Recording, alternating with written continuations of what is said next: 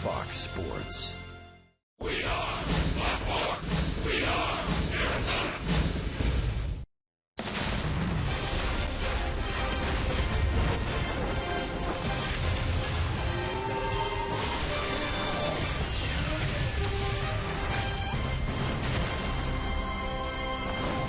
Well, the weather's been perfect here in Arizona. We'll play with an open roof tonight as the Arizona Diamondbacks take on the Pittsburgh Pirates.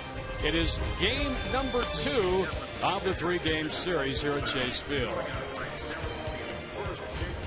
Hello again, everybody. Along with Bob Brenly, I'm Greg Schulte. Steve Berthume still under the weather. Steve, get well soon, buddy. Ruby De La Rosa is going to get the ball for the Diamondbacks tonight, BB. And, I think he's shown improvement from each game. It will be his 4th start. Yeah, he's always had good stuff. That was very apparent from the first time we saw him in spring training. But as the season has progressed, each progressive outing, he's gotten more consistent with his fastball command. That changeup was really devastating last time out against the San Francisco Giants. If you wanted to nitpick Ruby De La Rosa, he needs to throw more strikes with his fastball, and he needs to avoid the long ball. He has given up 4 homers in his 3 starts. So Ruby De La Rosa against A.J. Burnett tonight. Chris Owings for the Diamondbacks. His bat's starting to heat up. He had a real slow start for the D-backs, but right now things are going well for him. Yeah, and we talk about adjustments all the time in this game, Greg, and the pitchers make adjustments to hitters, and Chris Owings has made an adjustment of his own, a little more upright in the batter's box, a little bit farther off the plate, and it has really worked out well for him lately. He's barreling up some balls. You can see on the left against the Padres earlier this year. A little loose with his feet, didn't really have a good toe hold in there, but more recently against the Rangers, solid base underneath him. He's seeing the ball well and getting the barrel on it. When we come back, Kate Longworth will take a look at a Diamondback offense. A little inconsistent early on. They hope to get it going tonight. Diamondbacks and Pirates, stay with us. It's coming up.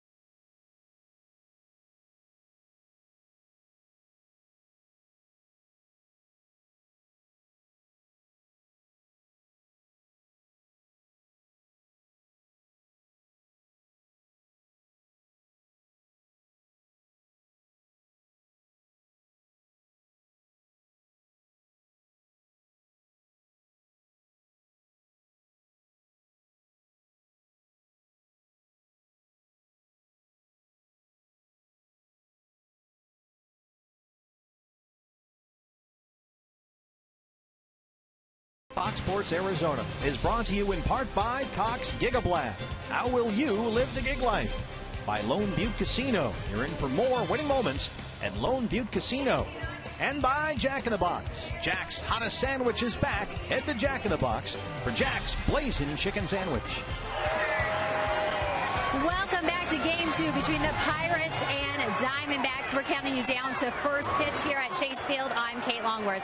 Well, coming out of the spring, you can expect that hitters are still trying to find that winning swing. It can take some time to get that timing down at the plate.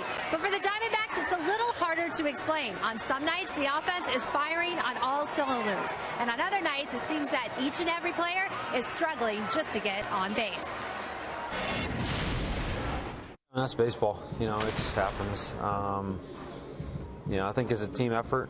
You know, we definitely want to get better. You know, we've ran into some pitchers that were throwing well, and you know, I think we wish we did a little bit better and we were a little tougher outs. But yeah, we'll get better. I think it starts with the top lineup. I think those guys have been doing a great job. Ender, Pollock, Goldie, you know, everybody's been having good at-bats and getting on base. And when those guys are rolling, I feel like you know, it clicks for everybody.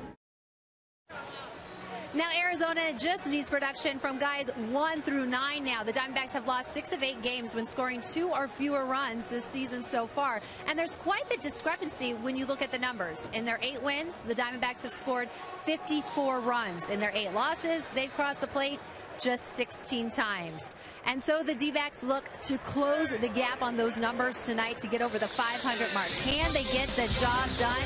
Only time will tell. We're counting you down to first pitch. It's coming up right after this. Ruby De La Rosa for the Diamondbacks, AJ Burnett for the Pirates. Who will get the job done?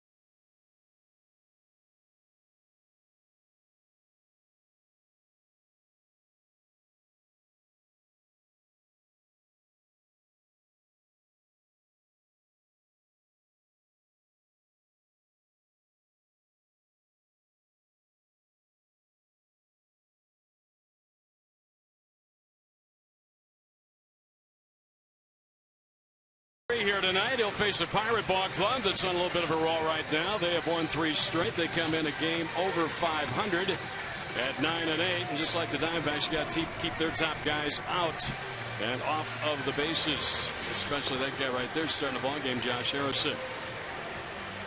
Let's take a look at our Arizona Ford starting pitcher. Here's Tuffy Ghostwish on Ruby De La Rosa.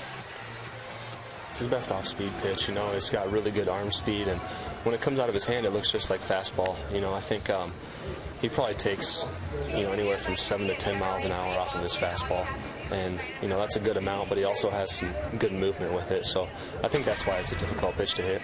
Now, Tuffy talking about the straight changeup of Ruby De La Rosa, by far his best out pitch on a given night. If he's spotting that fastball, he can go to that pitch as well.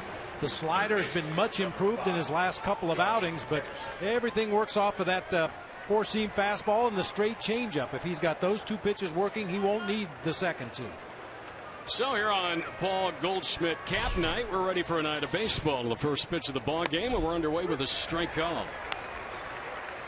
Roof panels open here.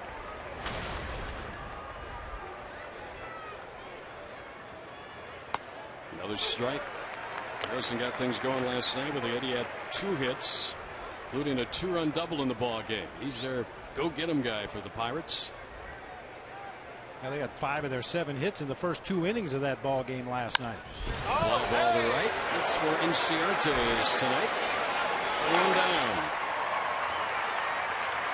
Let's take a look at that Diamondback defense. We'll start with Ender out and right. Pollock in center. Peralta in left tonight. Third to first. Hill, Pennington, Owens, Goldie, and Tuffy doing the catching. So a good start. 3 pitches, you get an out. Take that all the time. Yes, sir. You know, we heard Kate talking about feast or famine with the offense. One good thing for the Diamondbacks this year has been their consistent defense. Yes. With very few exceptions, they've played outstanding defense. They had that one stinker in San Francisco where they made 3 errors. There's a foul back, but other than that, they've taken runs away. They've saved runs, and it's been pretty good. Pennington at short though tonight. Ahmed's getting the night off. Trumbo getting the night off. They're seated together. And that's not to say they might not be used later on. It was the first ball thrown by Ruby. If we've learned anything about Chip Hale in the early going, it's just because you're not in the starting lineup doesn't mean you won't have a chance to contribute at some point in the game. Everybody has to stay ready. And that's a good feeling because you know that. You know, you've watched him through 16 games, this being number 17, that you may be called upon early. You may be called upon late defensively.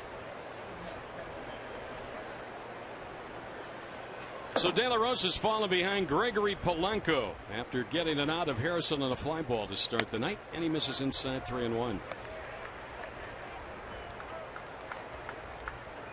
I think we get an idea of why the Diamondbacks were excited to get Ruby with what we've seen and the improvement from the first 3 games. That's up the middle, but Pennington having played well, and he won't make the play. Looked like he fanned on the first attempt to pick the ball up. And Polanco will reach. It was hit right at him. Yeah, right after I get done talking about how good the defense has been. Hit him in the heel of the glove, then in the midsection, dropped down to his right. He just couldn't find it quickly enough. If you boot it once, you're going to have trouble getting Polanco anyway. He really runs well down that first baseline. So that's the 9th error of the season for the Diamondbacks. Charged to Pennington. A base runner for McCutchen, who was 0 for 3 last night with a walk and a run scored.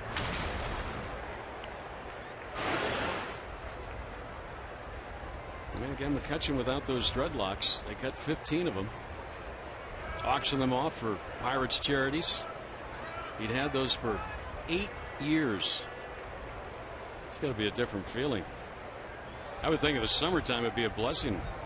Your neck would be nice and cool. Especially when it gets hot and humid in Pittsburgh in the middle of the summer.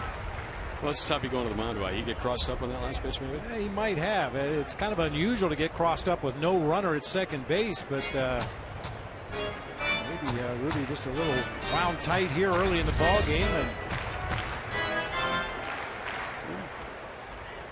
I'm not sure. I mean, Tuffy went out immediately after the pitch, and that's usually an indication that there was some kind of a cross-up. 0-1 on Andrew McCutchen. Got to keep an eye on Polanco over there. This Pirates team doesn't run a lot. They've stolen 10 bases this season, but Polanco has 6 of them. Has yet to be been caught on the bases. He stole one last night in the first inning. Helped them do a run.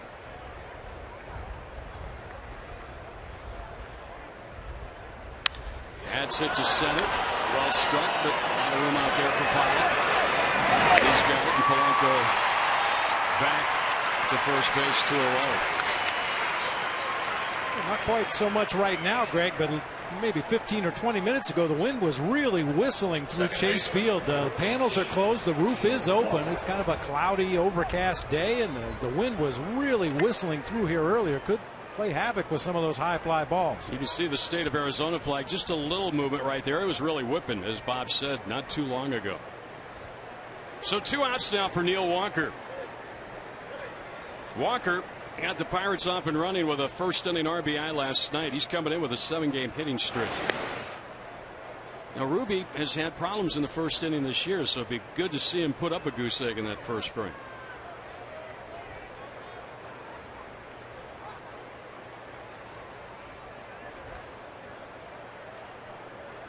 Outfield pretty much plays Walker straight away. They throw to first and a little wide there. Nice play by Goldie.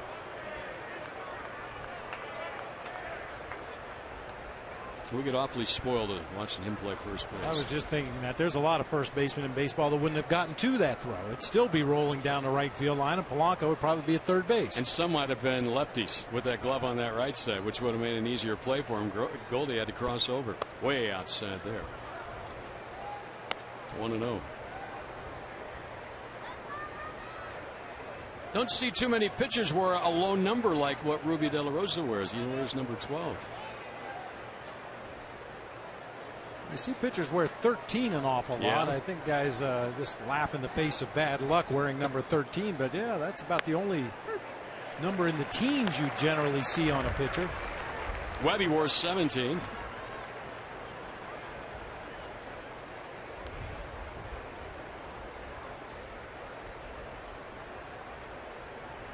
De La Rosa trying to pitch around a first inning air here.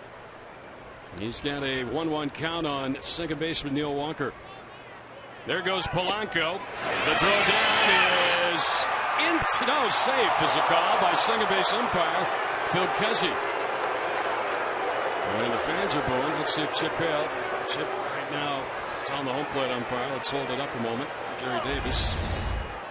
They want to take a look. Yeah, Penny tried to sell the fact he made the high tag right here before Polanco got on the bag, and the way Phil Cuzzi looked in there to see if Penny still had the ball, I assumed he was going to call him out. Yeah, I think he got him out there. It's worth a look. I say that in the first. You don't unless you're pretty sure, and I'm pretty sure right there looking at that. Ladies and gentlemen, the previous play is well, another replay review brought to you by Mix One. Has been initiated with a manager challenge by the Arizona Diamondbacks. Think this will take long? The call on the field. It probably will. I mean, they want to make sure and get it right, so they're going to look at several different angles and slow it down and back it up frame by frame to make sure they get the call right. But it certainly appeared like Penny applied that tag before Polanco got on the base. Another horrible slide by a really good base stealer. Just blows right through the bag. He's lucky he didn't break both ankles. Almost looked like Phil Cuzzi was ready to call him out and then changed his mind. Yeah, that's what I said. You know, when he looks to see if the infielder held on to the ball, that's usually an indication that he thought the runner was out. And as long as you hold on to the ball, I'm going to call him out. But he looked at see if Penny had the ball, and he did, and made the safe call. I was shocked. Tuffy going to go back to the plate. Rubio will throw a few pitches here. You can just see from the angle there, Phil Cuzzi can't really see if the tag was applied. Polanco kind of got in between the second base umpire and the ball, so he probably didn't really see that tag from that angle.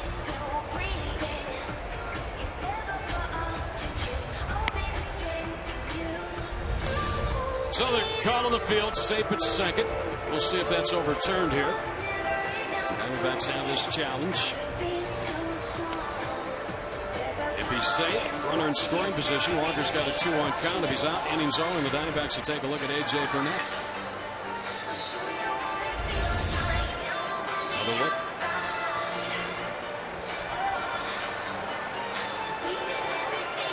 The left foot came up, and it was the back foot that hit the bag for him. So.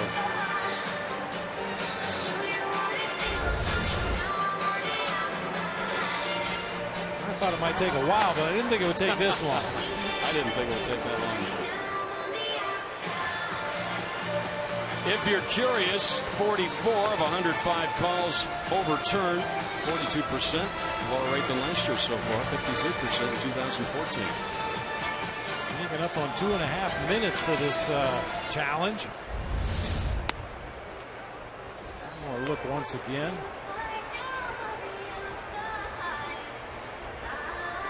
I think that's why replay has been a real good thing for the game of baseball. You could clearly see from his angle, Phil Cuzzy could not see when the tag was applied or if the tag was applied. It's just too much to ask these umpires to be in the proper position for every call. The players are so fast, the game moves so quickly. As hard as they try to get in a good position to see a call, it's very tough. You see Cuzzy right there, blocked by Polanco sliding into second base. No way he's able to see that tag. Well, the longer this goes, a little more concerned I think if you're a Diamondback fan you may get.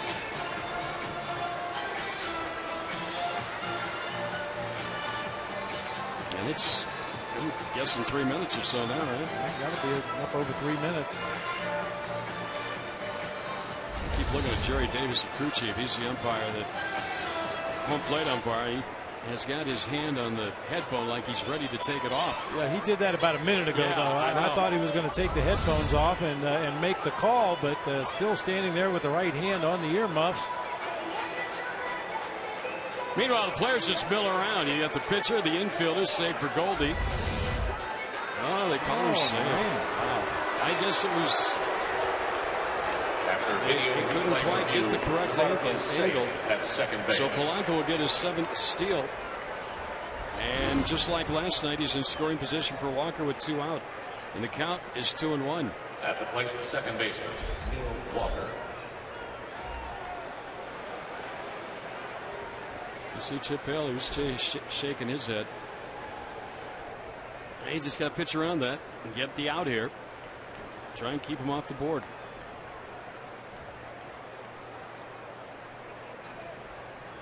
Strike, good pitch there.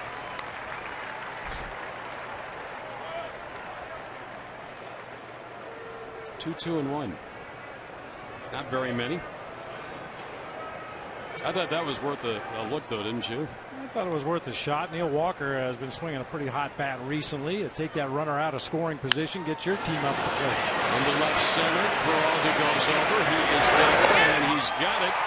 So De La Rosa pitches around the air, and he gets to the dugout. His team will bat in the bottom of the first.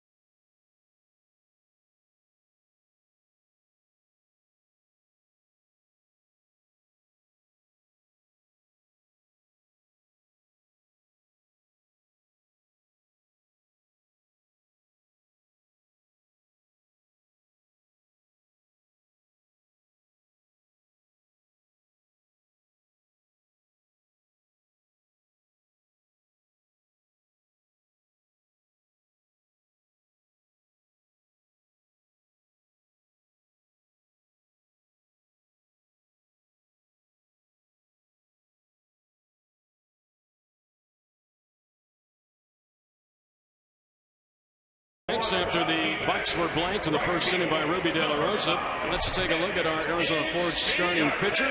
A.J. Pollock, Mark Trumbo, and A.J. Burnett. Yeah, he's kind of molded the last couple of years. He throws that, his fastball has a lot of movement. You know, he likes to bring it back, and he gets that curveball for a righty. He throws that curveball off of that. He's tough. He battles. He's a good competitor, and you know, we're going to have to be on top of our game. Nice moving fastball, nice two-seamer sinker. Uses a slider off of that, and then he's also probably throwing a changeup as well. I like that AJ on AJ. Yeah. See the numbers for AJ Burnett this season. Used to be an extremely hard thrower, approaching triple digits. Doesn't throw nearly that hard at this stage of his career, but has a little better idea of how to get hitters out without max effort. Ender Inciarte takes the ball. No shift this time for Ender, like we saw last night. He said when he came to bat in the first inning with 3 on the right side, he stepped out because he didn't think they had their allotment on the field. It slipped to the left where Marte is. And his guy, Chip Hill, said he was surprised at the shift because he felt that kind of plays into a slap hitter type like Inciarte's hands. Number 11. The lineup for the Diamondbacks for Chip Hill. A.J. Pollock now at the plate. Then it'll be Goldie hitting third. For all the bats cleanup tonight. Hill, Owens, Tuffy, Pennington batting 8th and the pitcher 9th tonight for the Diamondbacks. Here's your AJ matchup. One of the AJ's going to win this one. Yes, indeed. 0-1. Well, Burnett earlier in his career was so obsessed with velocity that he used to take a look at the radar gun reading after every pitch. Got to the point where his home team had to turn off the radar gun on days that he pitched just so he wouldn't look over there and see how hard he was throwing. And I guarantee you there are a lot of pitchers like that. Oh, yeah. Kevin Towers, a former Diamondback general manager, when he was the GM in San Diego, he used to tell the story. Harrison will cut it off before it goes to short, and Pollock is retired by Burnett. 2 up, 2 down. Goldie will come to the plate, but Brad Penny would continuously look behind, and they'd shut that gun down about 6 or 7 miles per hour. He'd be out there storming them out. Probably throwing 97, 98, and they'd clock it at 91, 92. Here's Goldie on his cap night. It's a good-looking cap. He was signing a bunch of those before the ball game. As much as time would allow, Paul Goldschmidt always takes the time to sign some autographs every day. Some days a little longer than others, depending on how close to game time it is. But some of the lucky fans will take home their Goldie hat with a Goldie signature on it tonight. That's big league. You get that accomplished.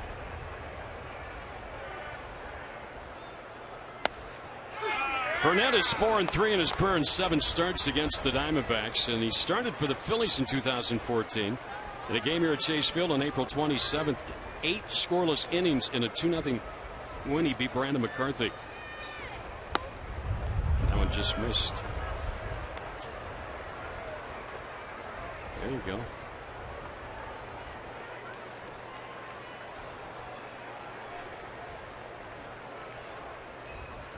With 2 men out. Ooh, Goldie, good take.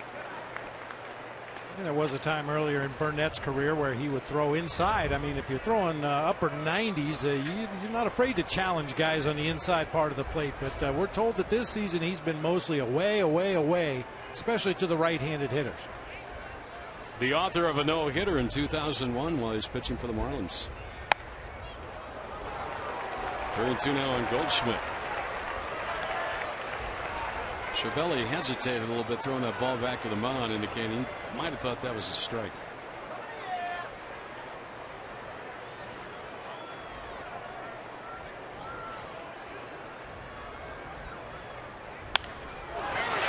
In the air behind first. Alvarez is out. They'll call him off.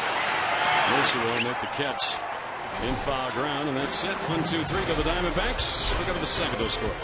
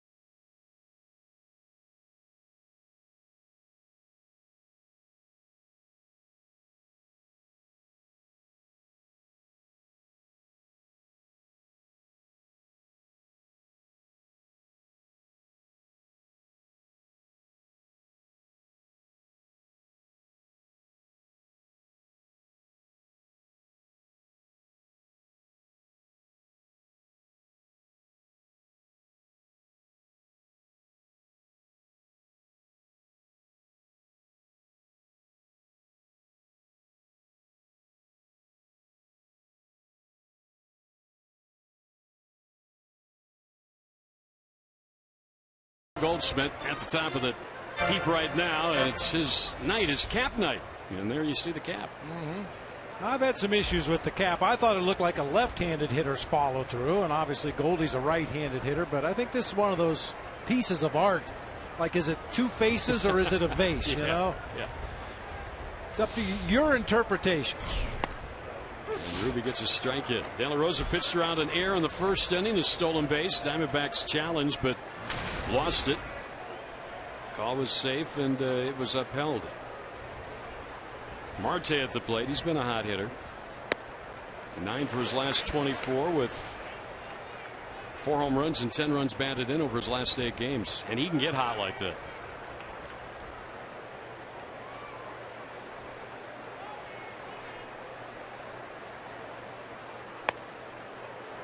Ran it in on him, and he checked his swing in time.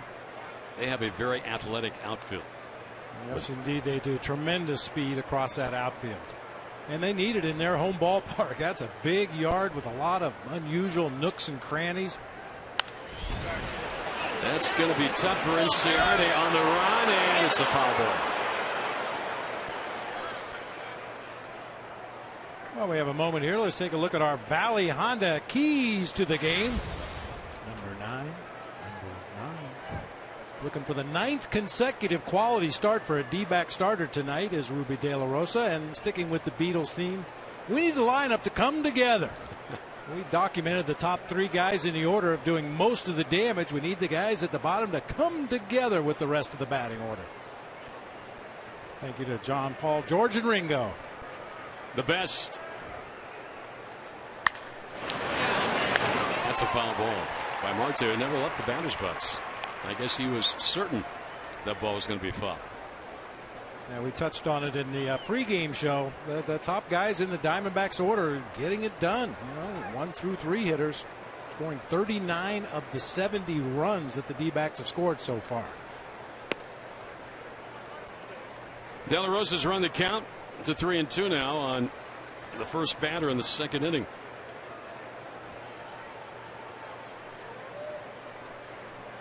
And Marte can run. He's already swiped a couple. Swing and a miss. He struck him out. First of the night for Ruby De La Rosa, who fanned 7 in his last outing. That comes on the changeup. I mentioned it at the top of the show. That's his best pitch. If he needs a swing and a miss, that's the pitch he's going to go to. If he's looking for a ground ball, that's probably the pitch he's going to go to. A lot of downward movement as that ball gets into the hitting zone. Here's Pedro Alvarez. And the Diamondbacks are putting a straight shift on, although Hill moves over more towards short, and Pennington almost playing up the middle. This is a strong man at the plate. He's hit some long home runs. Doesn't always make contact, takes a vicious rip, but when he does barrel them up, they tend to go a long way. Since 2012, 88 home runs. Only Giancarlo Stanton with 101 has more in the National League. Tempting pitch, but too low for Alvarez. He took it, didn't cost him. Great location, though. Started that changeup right at the bottom of the strike zone. Gave the appearance of being a strike. Alvarez able to lay off, however. Another one. Oh, man. 1-2.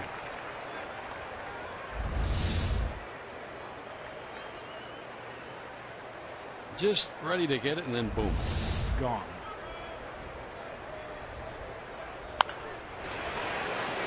Owens has got it. Waits for Goldie to get to the bag. Soft toss for out number 2 in the inning. And now Cervelli.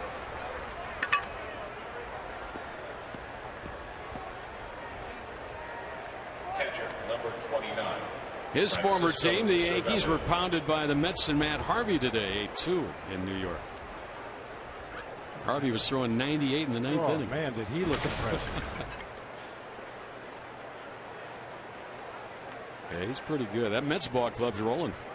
They had their win streak snapped last night, but they started a new one. They are now 14-4. Good fastball on the outside corner.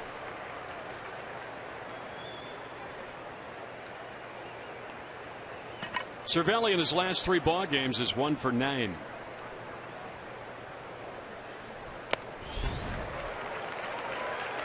Roof control. There you go. There's a. Governor, I thought you controlled the roof here at Chase Field. There was a rumor about that a long time ago.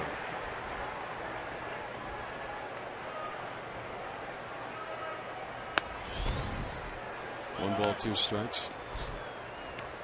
I actually lost the remote control, so somebody, if they ever found it, could have some fun here. Driving around Phoenix, seeing this thing open and shutting.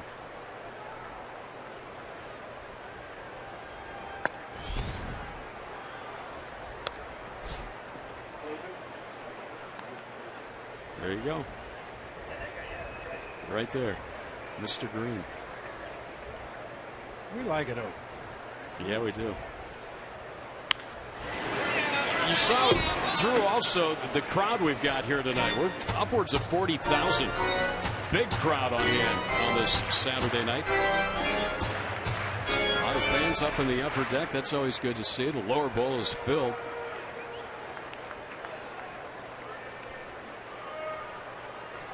Diamondbacks come in here at 500 through their first 16. 3-2. He's not missing by much, and when he has missed, he's missed in his favor. That's very important for Ruby De La Rosa. If you're trying to hit that outside corner and you miss a little farther away. Don't leave it over the heart of the plate. I think he shook off 4 before he finally got the one he wanted. He's going to try to throw that same fastball to the outside corner.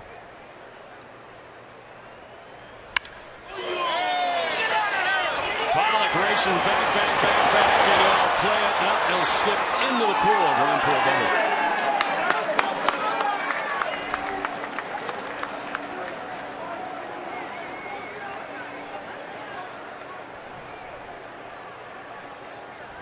Shortstop, number 10, Jordy. 2-out extra base hit by the Pirates catcher. His 4th double this season. I was mentioning that Ruby De La Rosa needs to miss in his favor. If you're trying to hit a corner, miss farther off the plate rather than miss over the middle of the plate. And I think when we get a look at the replay, you'll see that Cervelli's pitch that he hit to right center strayed right back over the middle of the plate. Yeah, he hit it well. AJ raced back, but on the warning track and then up over the fence out there at the pool. Now Mercer, the number 8 hitter. Now this was the pitch before the Cervelli double to right center field. He's trying to hit that outside corner, just a little bit off the corner, which is okay. Now he tries to hit the corner again. That ball tails right back over the middle of the plate.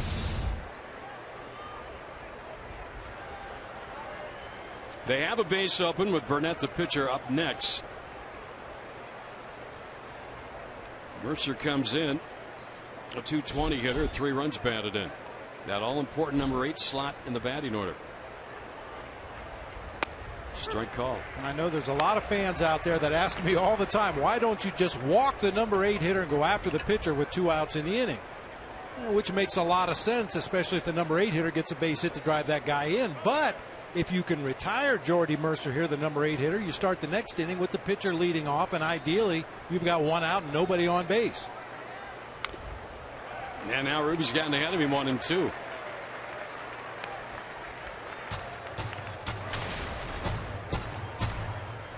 Mercer 2 for his last 8, covering 3 games. He had a hit last night, a couple of walks, 1 intentional.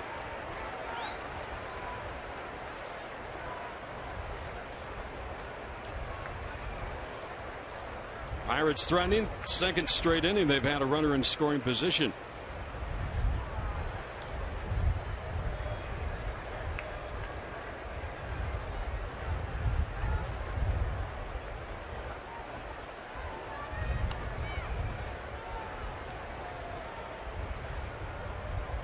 And now the 1-2 pitch to Mercer. Swing and a miss. He struck him out. That's just what Bob was talking about. Now Burnett will lead off in the 3rd. Diamondbacks bound to single score.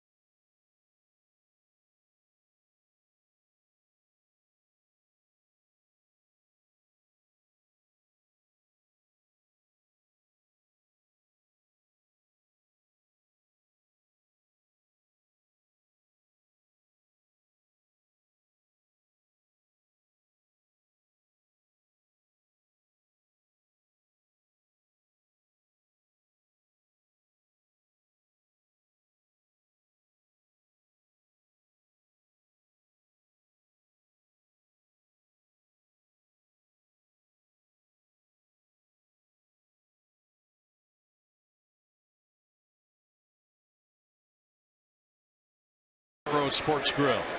It's packed tonight. Night to watch a baseball game in downtown Phoenix. 5 o'clock start. You gotta love that. Good pitching matchup. Yeah, gotta enjoy nights like this because it won't be too long. They'll close this roof for the remainder of the summer, so we need to enjoy every one of these beautiful evenings we get here at Chase Field. Soak it up. David Peralta in the lineup tonight. Batting cleanup. AJ Burnett had a 1-2-3 first inning. Peralta's had the fewest ABs of the 4 outfielders. Inciarte, Pollock, Trumbo, Peralta. Only 35 of them. He's had 8 hits. But he's got 2 doubles, 2 home runs, 7 runs batted in, and a high .457 slugging percentage of that foursome.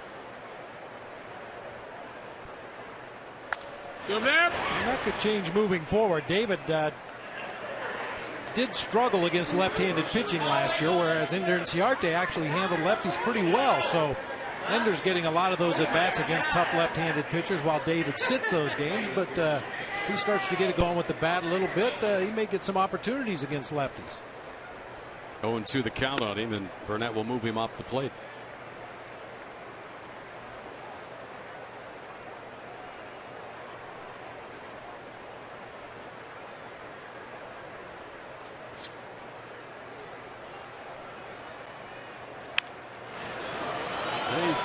Jammed on that one, and he hits it foul. Bring the whole family to the ballpark this summer with the D-backs value pack. For just $19, you'll get a ticket to the game, Subway sandwich, Pepsi, and a coupon for a free cookie. The value pack available for any game this season. Buy now online at dbacks.com/value. That's a great deal. And you even get a cookie with all that. Good take there by Peralta. Well, they've got the shift on for David, challenging him and he'll take it the other way. We've seen him do plenty of that. See, Harrison, the third baseman, is playing short.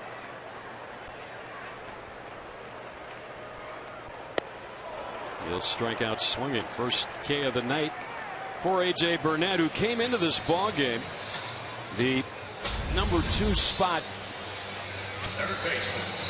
among active pitchers, trailing only CC Sabathia in strikeouts. 2003 86, now 2003 87 for Burnett. Sabathia's over 2450. Here's Aaron Hill. Hill's had 39 at bats this year, 6 hits, 2 doubles, 2 runs batted in.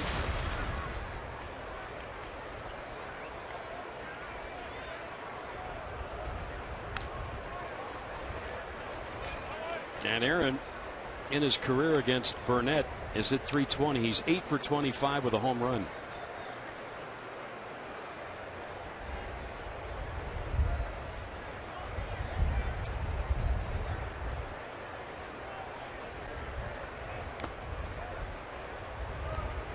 Hey fans, anytime the D-backs score 5 runs or more, Taco Bell is giving away 3 free tacos with the purchase of a large drink between 4 and 6 the following day at participating locations.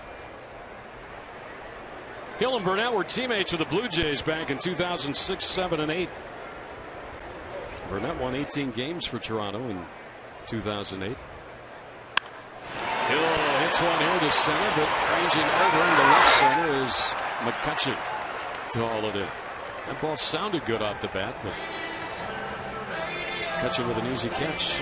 Easy catch because Andrew McCutcheon plays about as deep in center field as anybody in the game.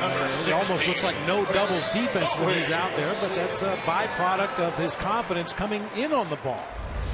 It's such a great read on the ball off the bat. If he has to come in, he's able to make that play, but turns a ball like this into a routine out because he's playing a little deeper than most center fielders. Well, we talked about Chris Owings as we came on the air tonight. His bat's been picking up speed. Over 200 now, 222. CO in his last 7 games is at 323. And into right field, and that will get down for the Diamondbacks' first hit of the night in front of Polanco.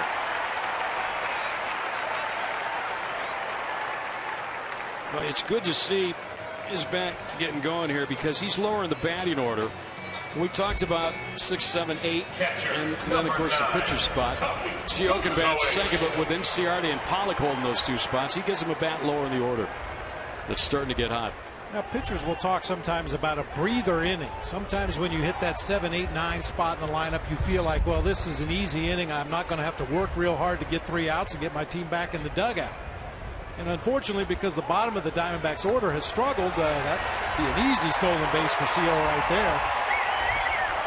We've given the opposing pitchers some easy innings down there at the bottom of the order. And if CO and others can heat up down there, obviously the pitchers are going to have to work a lot harder to get through this lineup. Third of the year for Chris Owings. Picked a good one to go on. You see Burnett. Not sure if he was unhappy with the landing hole out there on the mound or just unhappy with himself that he bounced it in the batter's box. Now Tuffy can put the Diamondbacks on top. He's driven in 2 on the year.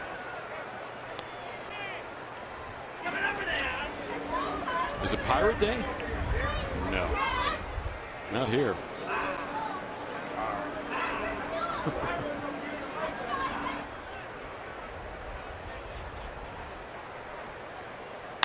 Liner to right. Polanco plays it on a hop, and he boots it. Here comes Owings to the plate, throws offline. Diamondbacks lead it 1-0. Polanco sometimes gets a little too excited there in the outfield, wanting to throw a guy out, and this time he might have taken his eye off the ball or maybe glanced up to look at the runner. Don't know exactly. I think his aggressiveness put him in a position to make that a tough hop off the bat of Tuffy Gosowicz. If he lays back just a little bit more, even one step more, he gets a better bounce and possibly makes a better throw to home plate. But by the time he recovers, CO motors around third base and scores the first run of the game. So Tuffy gets an RBI, his third of the year, as Owings scores, and the stolen base really paid off in the inning. And now the batter is Pennington. And Pennington sees a shift. Batting left-handed, the switch hitter. He's had 11 at-bats this year. What kind of a shift do they put on for you, baby? They put well, the pitcher and catcher, that takes 2. The other 7 guys would be on the left side of the field somewhere. From left center around to the foul line.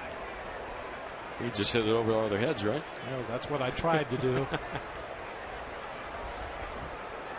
Well, that's good to see, that 2-out rally and the run score. Remember, the Pirates got all of their runs last night, all 4 of their runs with 2 men out. Diamondbacks have done that here in the second inning.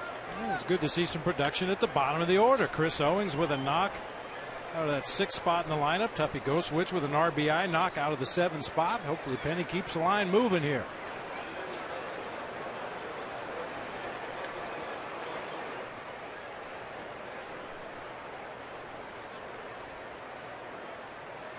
Penny bunts. That's going to be an easy hit. And down to second goes Tuffy. You might be saying, geez, the pitcher's coming up next. Why do you bunt there? But even if he makes nothing, you turn it over to Cincinnati to lead off the next inning. Clear that pitcher spot here in the second inning with a runner in scoring position for Ruby De La Rosa. Take what they give you. The more often you can roll that lineup over and get those guys at the top of the order up there to the plate, the better your chances of making something happen offensively. And Ruby may run into one here. Well, you never know. 0 for 7, a couple of strikeouts so far.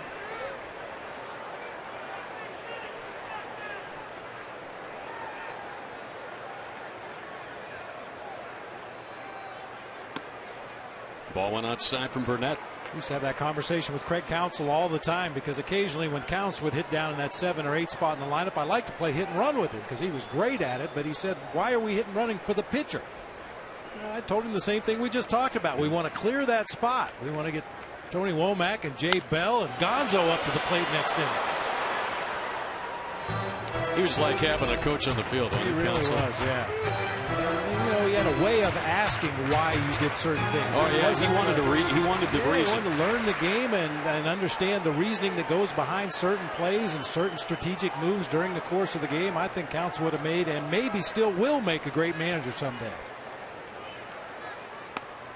Ruby takes the ball outside. The other thing you forced Burnett to do here in this inning, his pitch count's by far nowhere is skewed here, but I mean, you have forced him to make a few more pitches this inning and get the pitcher out. Well, Ruby took a pretty good hack at that, 2-2. Diamondbacks, that's their third bunt base hit already this season. They had 15 all year last year. That's a weapon that has gone way away. Okay, the bottom of the order, 6, 7, and 8, 3 for 3 tonight. And strike 3 call. Burnett will get a called third strike, but Tuffy Ghost Switch gives the Diamondbacks a lead with a 2-out RBI single, and it's 1-0 D-backs after 2.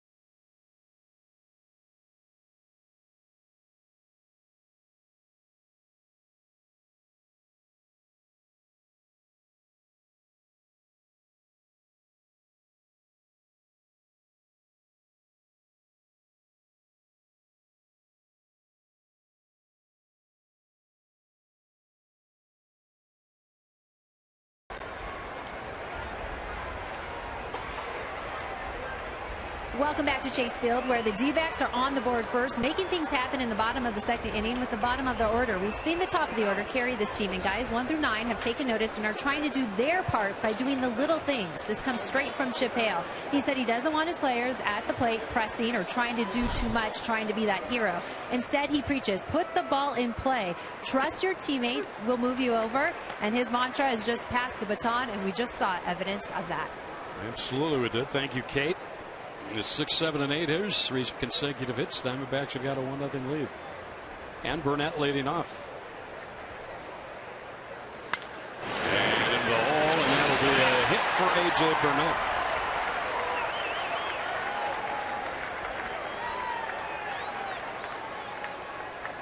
A very subtle move, Governor, that kind of goes unnoticed. But Oscar Hernandez, who's on the disabled list, had surgery on that left hand, fractured hamate bone, is with the ball club doing his rehab and working out. Between innings, he was warming up Ruby De La Rosa as Tuffy Gosewich got his equipment back on. I think that's a great move for a young catcher. The more he can learn, the more he can absorb, and everything we saw in spring training, he's a great student of the game. After the first workout, he had a notebook, and he was writing in the notebook what each pitcher was throwing. He says, I've got a lot to learn here, and I've got to remember that, so I'm making myself notes. Yeah, and just being around the big league club every day, you kind of get a feel for how things work and what's expected and the speed that the game moves at. He's getting a real good first-hand look, and hopefully when he comes back healthy, he'll be able to jump in and contribute somewhere. Well, the pitcher on to lead off the inning, and now second time around for the Pirates against Ruby De La Rosa, Josh Harrison, who flied to right his first time up.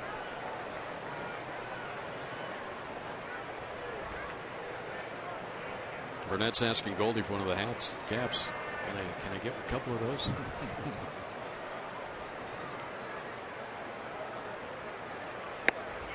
Ooh. Harrison down on strikes. Third for Ruby. 1 out. Boy, that ball just disappeared. It's one thing to throw an off-speed pitch that's a lot slower than your fastball, but when you have that kind of movement on it, it's a double-edged sword for a hitter to try to get that ball in play. 15 miles per hour is a pretty big differential.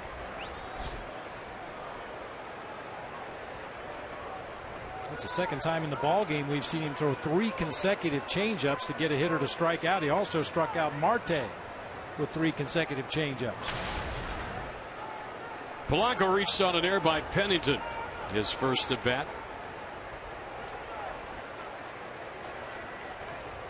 And on the ground to second. And get the out at second. Penny does not return the throw to first. So Burnett is out for 6, and Polanco runs the bases.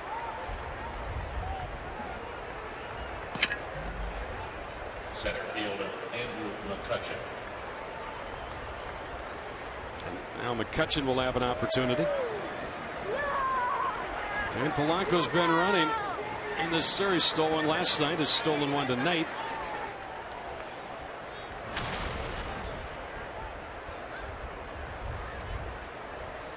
McCutchen lifted a fly ball to center that was caught by Pollock in the first. Low throw, and I got him. Goldie with a quick tag, and they pick off Polanco. And wait a minute, nobody's leaving. Clint Hurdle's out of the dugout, says, hold your horses here. No challenge. Out on the pickoff to end the inning. He was just working to get out there to his primary lead. Kind of lazy. Got picked off. Nice job, Ruby De La Rosa. Diamondbacks lead 1-0.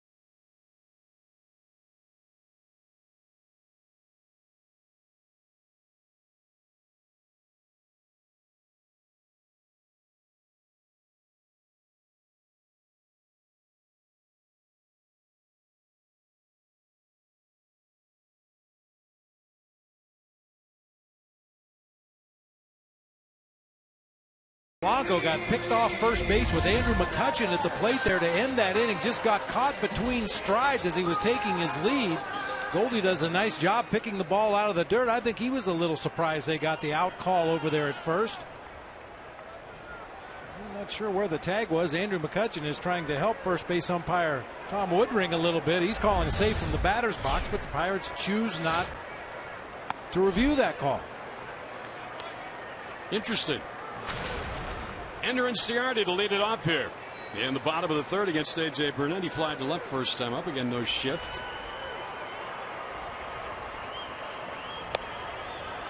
High and away. Well, let's see if the top two here can set the table for Goldie getting on base this inning. It's not the exaggerated pull shift, but Jordy Mercer, the shortstop, is playing about 3 or 4 steps more up the middle than he would normally, playing straight away. 3-0.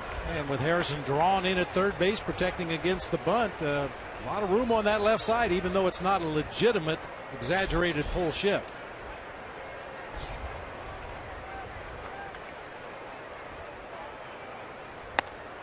And a 4-pitch walk to start the third inning. Well, we have a moment. Let's take a look at our T-Mobile game-changing players. Ender Inciarte and A.J. Pollock at the top of the order.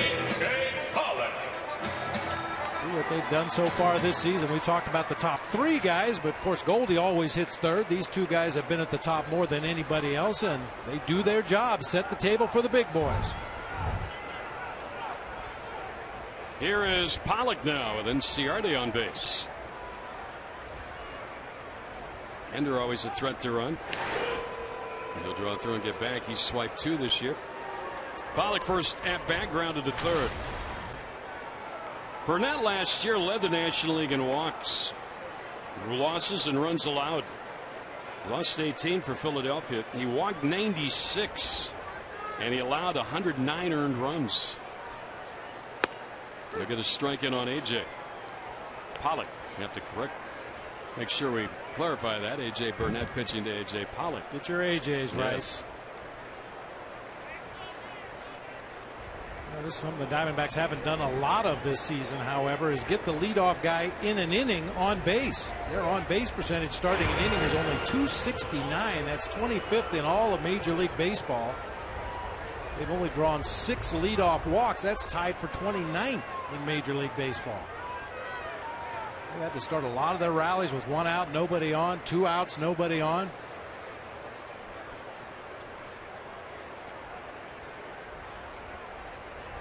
Oh, 1 to Pollock, and a chopper towards short.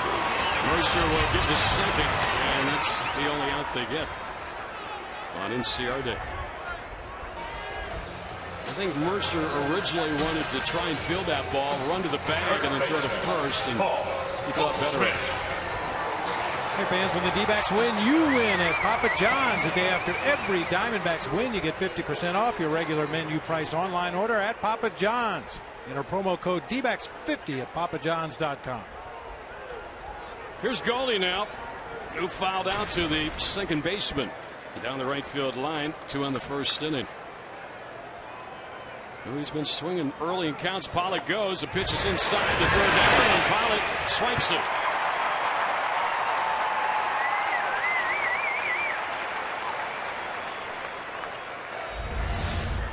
11 attempted stolen bases, actually 12 now against Cervelli this season. He's only caught 1 runner. Burnett can be a little slow to the plate, and Cervelli's had some issues throwing in the early going this season. I expect the Diamondbacks to try to be aggressive whenever they get opportunities tonight. Third of the year for A.J. Diamondbacks 2 for 2 tonight. Owens stole a base, and the second scored the run. Goldie on the ground is short to Mercer. Looks the runner back and throws on to Alvarez for out number 2.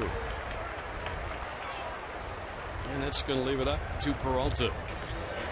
If you're wondering about the AJs, for A.J. Burnett, it's Alan James Burnett. For A.J. Pollock, it's Alan Lorenz Pollock IV, Alan Jr.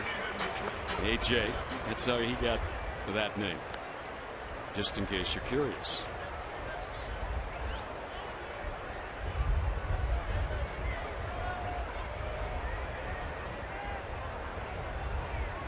Peralta struck out in the second inning. And a swing and a miss here. Boy, Peralta, he came up last year and he was on fire. Ended up hitting .286. He had 9 triples last season, go along with 12 doubles and 8 home runs.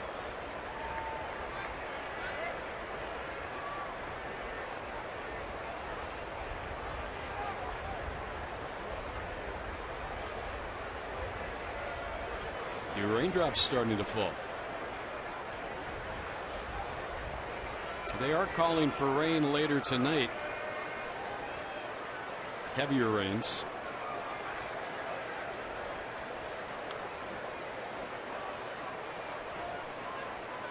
Pollock in scoring position for Peralta with 2 men out. And a swing and a foul into the catcher's mitt. 1 and 2 now. David's seen a lot of off-speed stuff.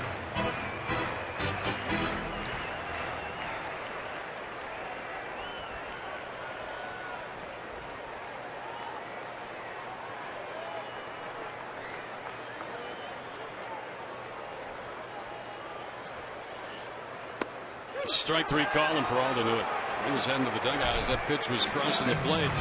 And Burnett pitches around to lead off the walk. 1-0 D-backs.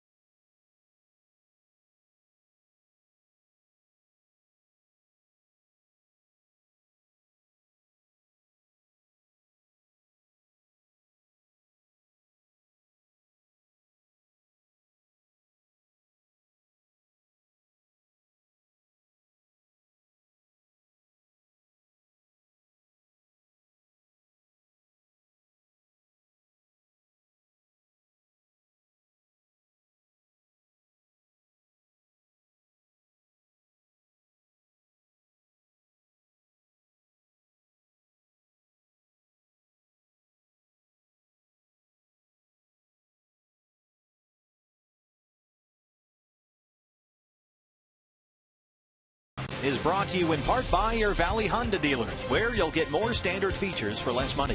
CenturyLink, your link to what's next. And by Mix One, great taste, no face, available at local retailers. Well, we miss Steve Berthiaume. You just heard his voice there, and hopefully Bert is back with us soon. Sinus condition made worse by allergies, we're told. Yeah. 0-1 on Andrew McCutchen. It's just a day-to-day thing, though. Yeah. We don't have to put him on the 15-day DL. Swing and a miss. He'd fight that anyway. He hates being day-to-day.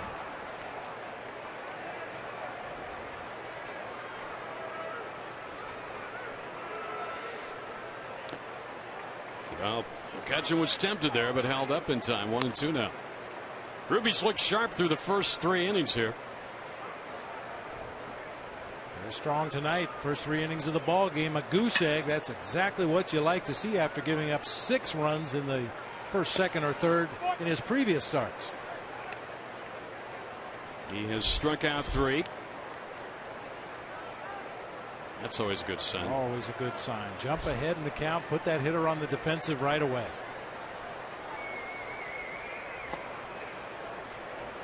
A couple of those times, though, he's gotten ahead of hitters 0-2, and he's run it full. Last inning, he only needed 6 pitches to get 3 outs.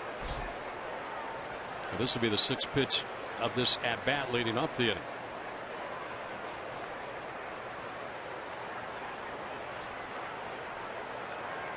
And he struck him out. 4 for Ruby De La Rosa. He just got a very good hitter right there. He went to his 3rd best pitch, that hard slider, put it in a great location. Started on the outer third, dropped it down on the knees at the outside corner for a swinging strike. When he's commanding that pitch to go along with his fastball and changeup, look out. Neil Walker flied to left to end the first inning. And he takes strike 1. So 11-13 now. Yeah, compared to last year with Boston, De La Rosa's been using his off-speed pitches a lot more this season. He threw his fastball almost 60% of the time last year, only 52% of the time this year. And as you might imagine, the slider tendency has gone up. The changeup percentage has gone up from 27 to 34, just showing the confidence that not only he has in his stuff, but that Tuffy has in his stuff to call those pitches. Ran that fastball in. This is his 6th. Well, it was his 6th 0-2 count in the ball game.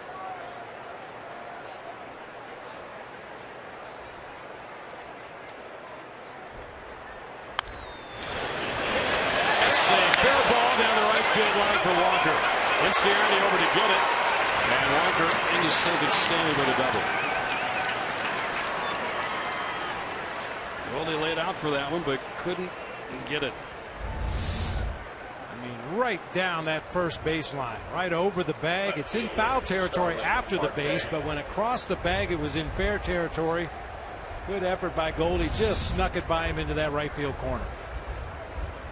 Third runner the Pirates have had at second base tonight. And now Marte and Alvarez will have RBI opportunities. Marte struck out swinging, leading off the second. It's grounded foul pass first.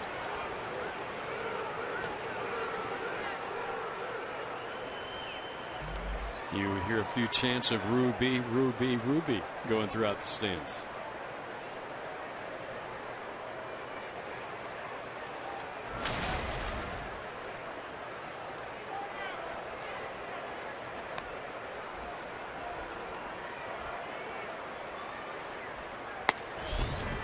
That one will just switch. Well, I know there's some unhappy people in Cincinnati today.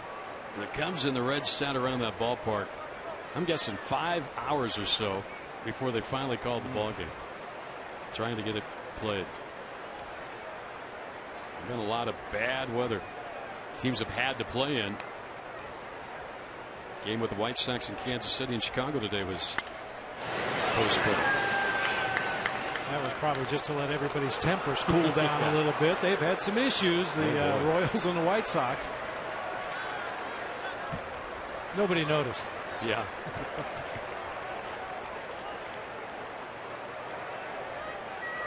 One and two here on Marte. Walker with a one-out double for the Pirates, their third hit. Diamondbacks have three. But the Diamondbacks right now have the lone run.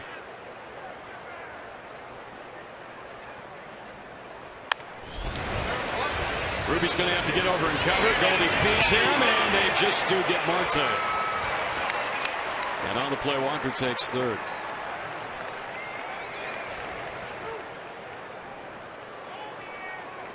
First baseman Pedro. Given his preference, Goldie would take these by himself, but just a little too far to go that time, so he flips on to Ruby De La Rosa, who just does get his toe down on that bag ahead of the streaking Starling Marte. It just seems that every toss he makes, however difficult it is, if he's deep at first, the overhand toss or the under, it's right there for the pitcher every time. And the pitcher's got enough to think about running over there. He knows that runner's getting close to the bag. He's got to get his foot down somehow, get the out. He's got to find that toss from Goldie. And like you said, Goldie always puts it right in a spot where they can field it in stride, hit the bag, and get the out. Tough hitter here, Alvarez, left-handed batter with big-time pop. But another first pitch strike for De La Rosa to get ahead in the count. Tying run at third here. Foul out of play, strike two. Alvarez played collegiately at Vanderbilt. We mentioned he was the number 2 pick several years ago.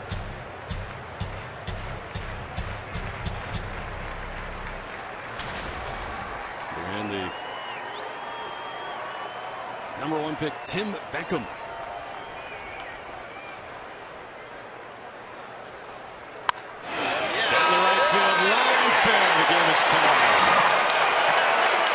Cincinnati will play it in. Walker scores, and it's 1-1. A couple of doubles in the inning. It's tied this game for Pittsburgh.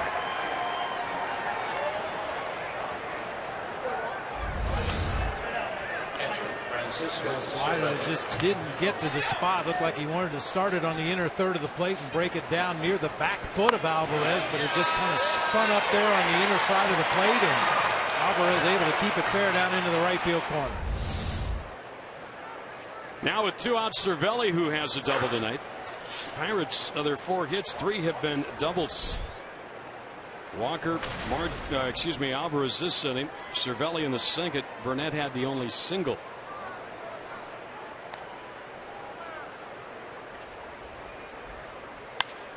Into right. 1 run over for Inciarte. Foul ground, and he's got it. And the side ends. 1 run on 2 hits. A man left. We're tied at 1.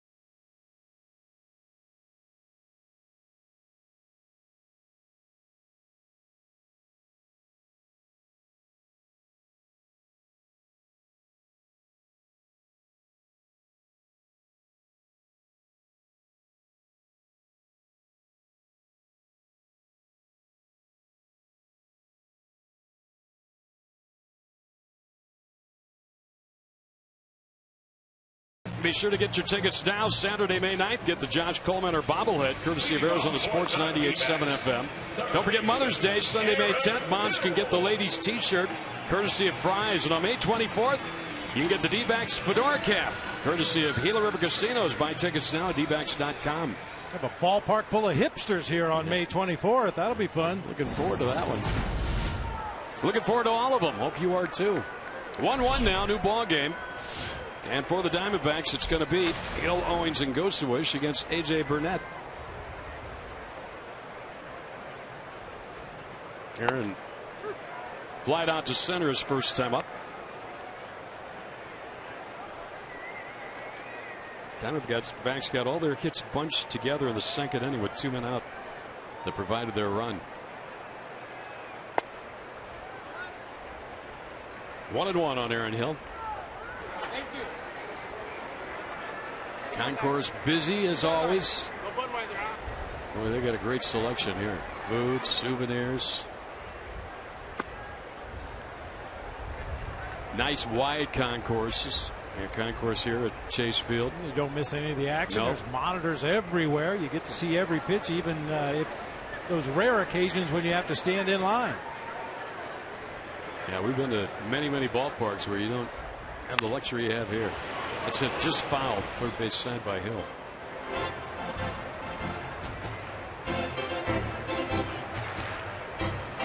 And the Diamondbacks, when they built the ballpark, they did it right. Those seats down the lines, they face inward a little bit, so you don't have to just wear out your neck all game, turn it one way toward the plate. This is the 18th year for Diamondbacks baseball, the 18th year for Chase Field. And as you can see, we got a big house here tonight. Upwards of 40,000 on hand. Hill trying to get something going on a 3-2 count to lead off the bottom of the fourth. Center field for McCutchen.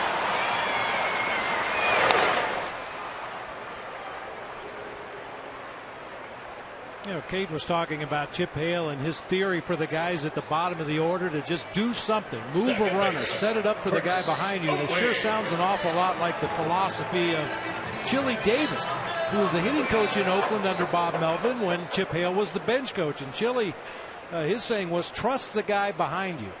So many times a guy puts so much weight on his own shoulders that he has to do something. He has to help carry the team.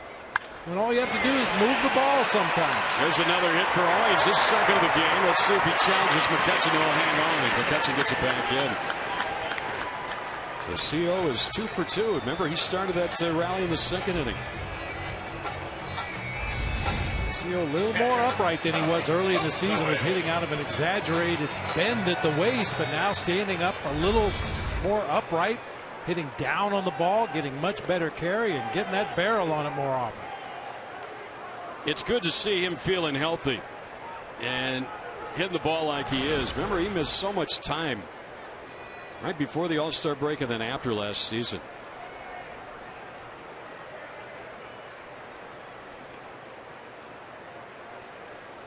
Tuffy drove in the Diamondbacks run with a single to right in the second inning. That was after Owings stole a base. Diamondbacks have stolen 2 tonight. Owings has a steal, as does Pollock. Would you look for Owings to be going again here? Another potential steal situation for Chris Owings. It certainly would have helped if that first pitch would have been out of the strike zone. Anytime the pitcher's ahead in the count, you have to worry a little bit about a pitch out. Owings goes. They don't pitch out. A strike. The throw is horrible. Into center field. Owings gets up, but he falls into Jordy Mercer. No, excuse me, Neil Walker. And Chip Hale's going to come out and say, hey, a little interference here. This is one of those situations, and it goes against every instinct you have as a player. Chris Owings should have got up and kept running after he made contact, even though he probably would have run into the out at third base. That's obstruction right there by Neil Walker. Wow. Blocking the path to third base. Chris Owings not able to advance.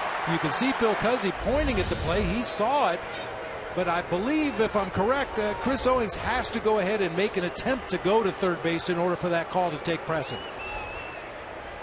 His second stolen base of the night, 4 now on the year, puts him in scoring position, but Tumpy's got an 0-2 count.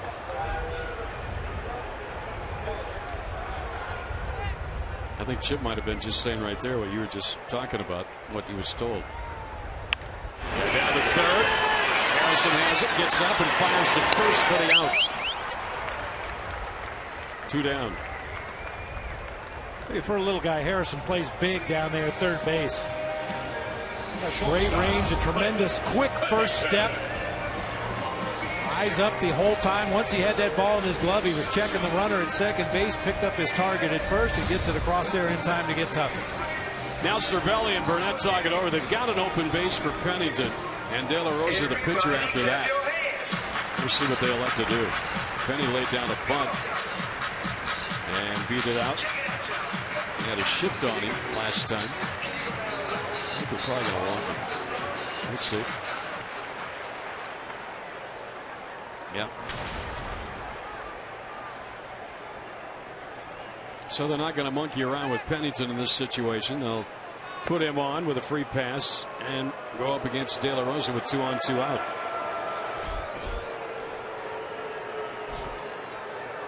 Well, Ruby's due. I'm still waiting for him to pitch on a Tuesday. We're going to have fun with that one all the time. Ruby Tuesday. We'll get that. We'll get one of those this year. I'm sure we will. I haven't counted up the days and looked at where his spot drops in the schedule, but I'm sure somewhere along the line he'll start a Tuesday game.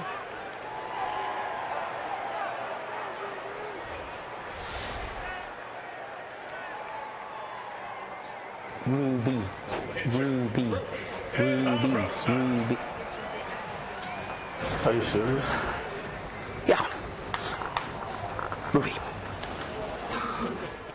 Sean Astin, who played Rudy. Ruby, are you serious? We had some fun with him when he was here at the ballpark last homestand. That's still a great movie. He's on that song. I watch it. All right, Ruby. Ruby, let's see what you can do here. 2 on 2 out. See if you can get yourself a lead. Nice gap out there for you in left center.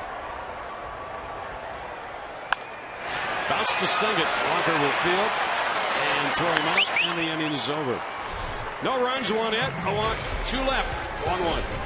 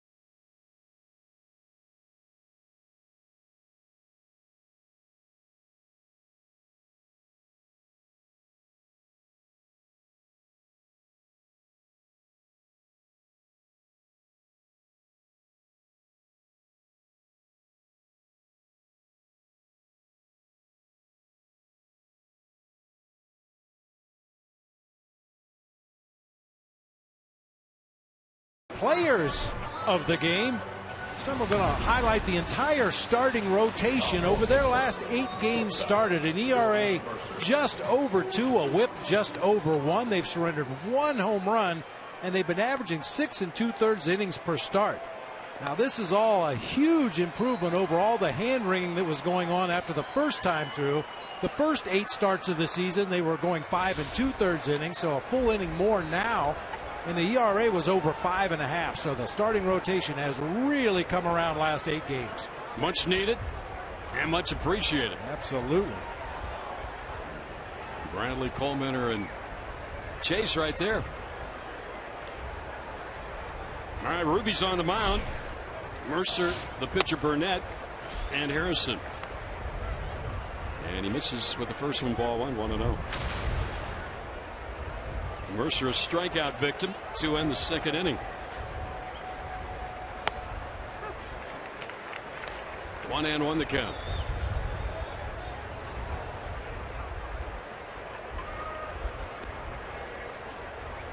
Mercer out of Oklahoma State.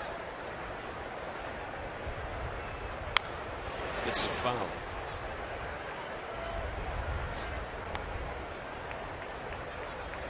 You see the numbers I was just mentioning. 6 home runs allowed, averaging 5 2/3 per start. ERA over 5.5, but the last 8 starts a considerable improvement. All quality starts. 1-2 on the leadoff hitter, the number 8 hitter, Jordy Mercer. He shoots 1 foul. If you're not familiar with quality starts, that's 6 or more innings and 3 or fewer runs for a starting pitcher.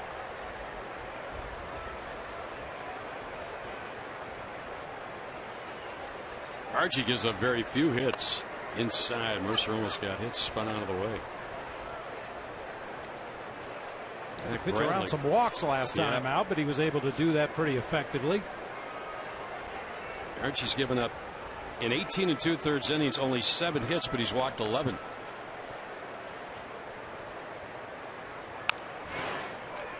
Another foul by Mercer. De La Rosa working here in the 5th inning is at 67 pitches. 47 of those have been strikes. Let me get that number 8 hitter here, the leadoff guy, with the pitcher next.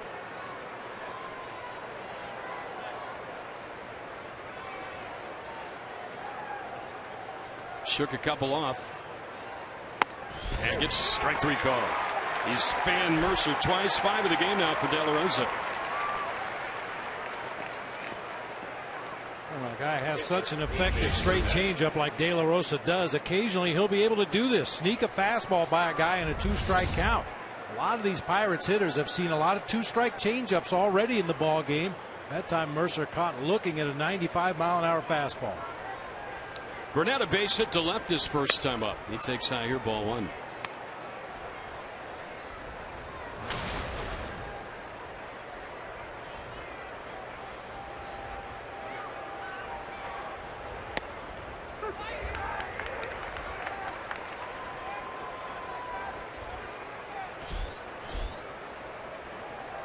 Continues to pound away at that strike zone early. Oh, big swing and a miss. 1-2.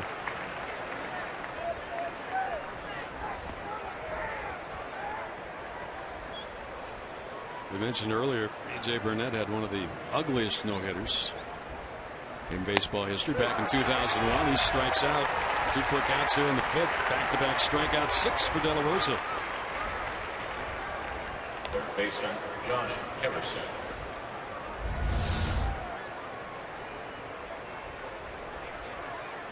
Back-to-back sliders, got the swinging strike, and then comes right back with another one in the middle of the zone to get the called strike 3. Ruby's first 4 strikeouts were swinging strikes. The last 2, the 2 in this inning, have been called third strikes. Harrison is 0 for 2, a fly to right, and he strikeout swinging. And strike 1 here.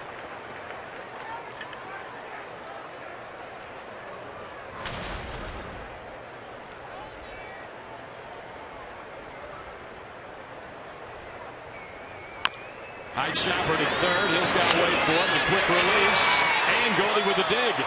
And it's 1, 2, 3. Go the Pirates in the 5th. Top of the order coming up for the D-backs. Good defense by the Diamondbacks tonight. It's a bird. It's a plane. It's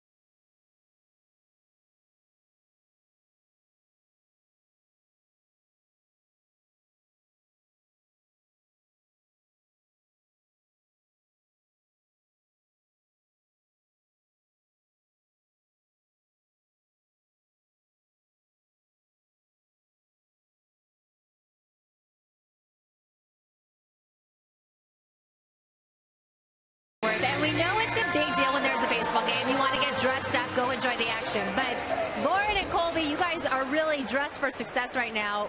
What's going on here? We're going to our junior prom after the game, so we're excited.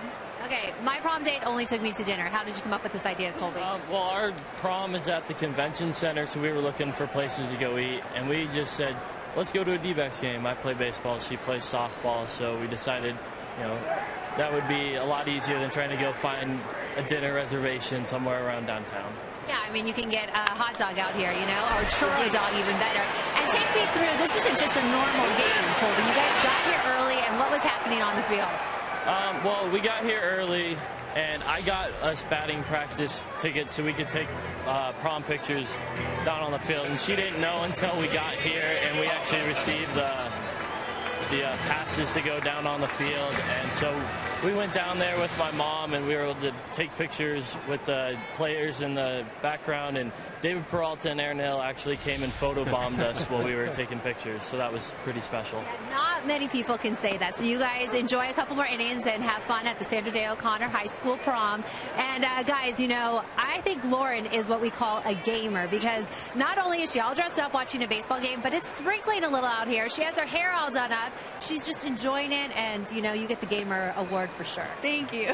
Well, good for them. They got great tickets. Yeah, great seat. Bad.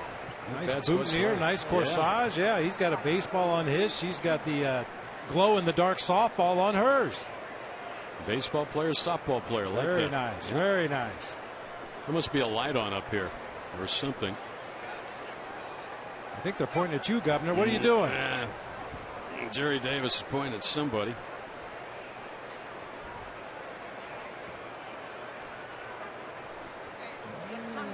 Somebody down in the stands. I'm not sure. There's a young man playing some kind of a video game down there. I'm not sure if that's reflecting out on the field. Oh, there you go. I see he's got his light on. Doesn't know his light's on. I thought it was the young man behind him. He's got some kind of a video game player there. Well, Inciardi fouled out to the third baseman Harrison Esternthia. Now Pollock at the plate. And AJ on the ground sharply, but Burnett Walker down to a knee, and he throws him out. 2 quick outs here in the 5th for Burnett.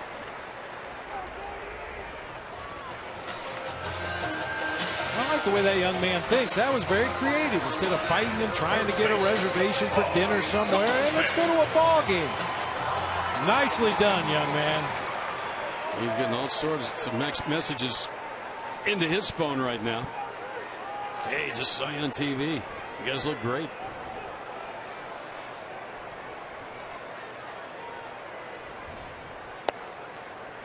Well, here's Goldie. On your cap night, you gotta get a hit, right? Well, it always seems to work that way on bobblehead night, so let's start a tradition here on cap night too. Goldschmidt tonight has fouled to second, grounded to short. Yeah, there's Goldie again before the ball game today, visualizing every at bat he's likely to take in this ball game, seeing the pitches that he's watched on videotape of AJ Burnett. Just love to see that.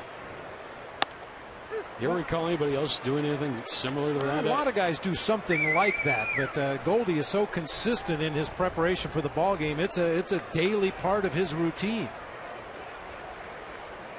Well, that's why he's the player he is. High towering fly ball to left. Well struck. Back at the warning track. And Marty's going to get it to end the inning. He hit it high, he hit it deep, and it was caught. And the Diamondbacks kept off the scoreboard in the 5th, still tied at 1.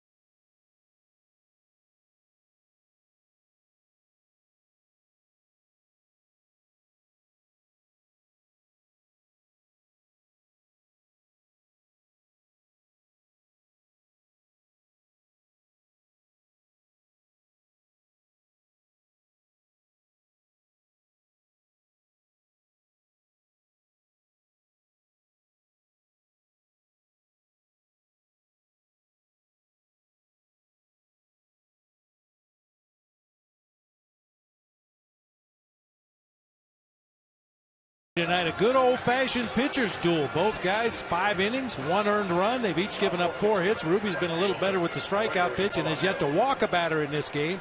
A.J. Burnett, kind of the new version of A.J. Burnett. He's very crafty at this stage of his career, mixing it up pretty well.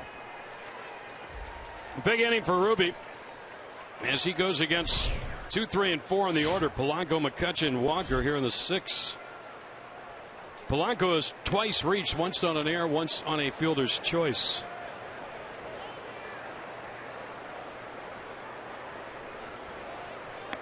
And another strike, first pitch strike for De La Rosa.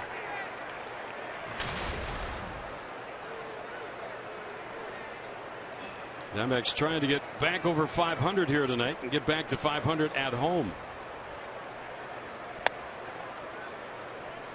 Close pitch, but call the ball.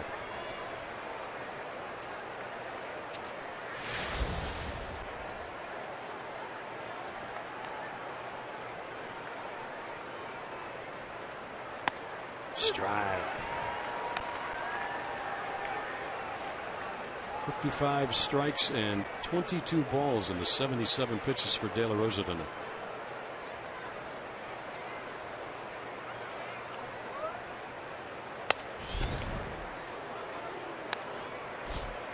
Diamondbacks coming into this series with Pittsburgh have won 2 series, lost 2 series, and tied 1.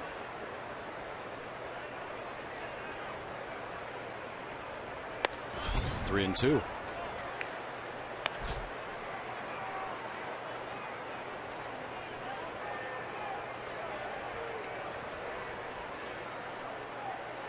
Important first batter. Change up. There we go. And to Goldie to the bag, 1 out. I did eat tonight, but that still looks good. Yeah, it all looks good.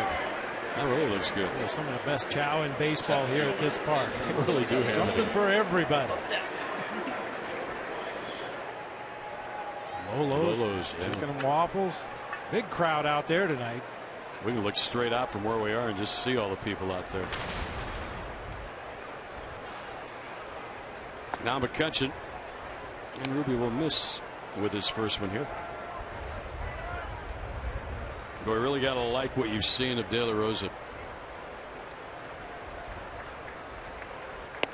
And again, you can see why the Diamondbacks were excited to bring him in here. And the trade with Boston also brought them Alan Webster, minor leaguer, for Wade Miley.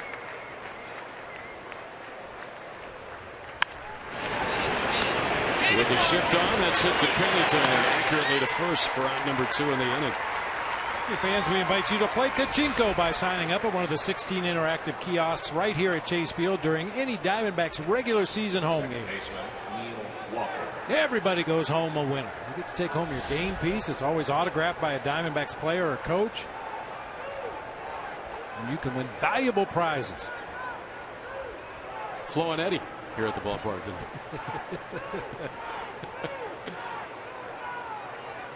The Turtles. They strike to Neil Walker. Now that's a stash right there. That's a Raleigh Fingers wannabe right there.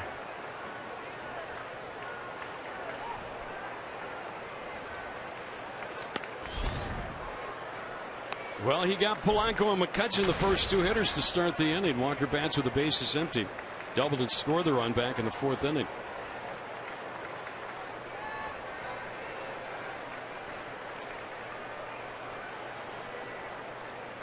Foul back.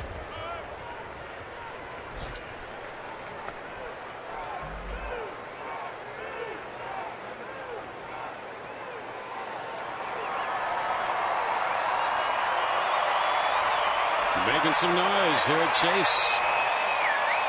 De La Rosa has fanned 6.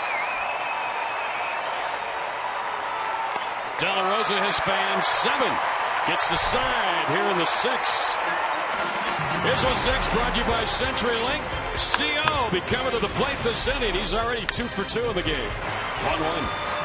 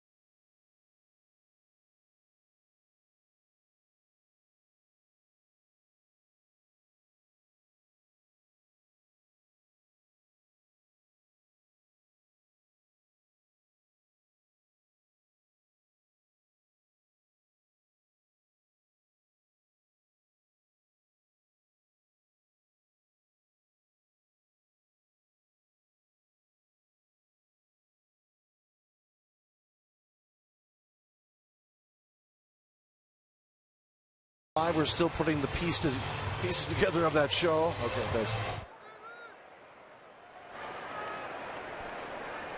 Technical difficulty. I will tell you, though, that I heard the real bit there, and Webby's getting some pitch sequences ready for the postgame show. Lifted in the air, foul territory on the bat of Peralta. Josh Harrison, like he did against Insanity to lead off the 5th, takes care of David Peralta on 1 pitch and foul ground to start the 6th for A.J. Burnett. The thing about Webby, Governor, and you'll attest to this, he's known for his sinker. He threw that heavy lead pipe sinker and used to get ground ball after ground ball, but he had a real good curve and a real good straight changeup to go with it. It's just that sinker was off the charts good, and you didn't notice his secondary pitches as much. Brandon, you out there? Tell us what's coming up. I'm out here. All right, what you got?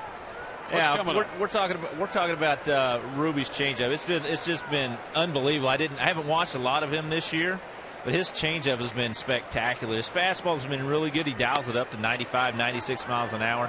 But he's been throwing his changeups early in the count for strikes, but he's also dropping it in the dirt when he's ahead in the count, getting strikeouts too. He's doing a great job. Brandon Webb, Todd Walsh after the ball game. Gate Longworth. We are bottom of the sinks here. 1-1 on Aaron Hill. Hill corks one, but fouled on the left field line. You know, Webby, a lot of people forget over a 4-year period for the Diamondbacks, he won 90 games. 90. He was the very definition of a workhorse.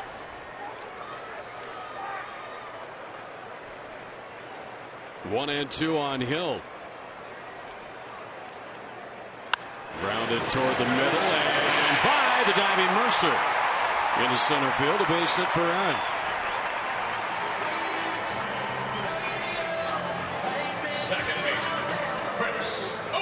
Well, we talk about those Diamondback franchise 4. It's a toughie. We got a lot of good players here.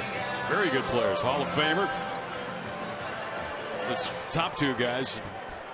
World Series and Gonzo down there on the far right side.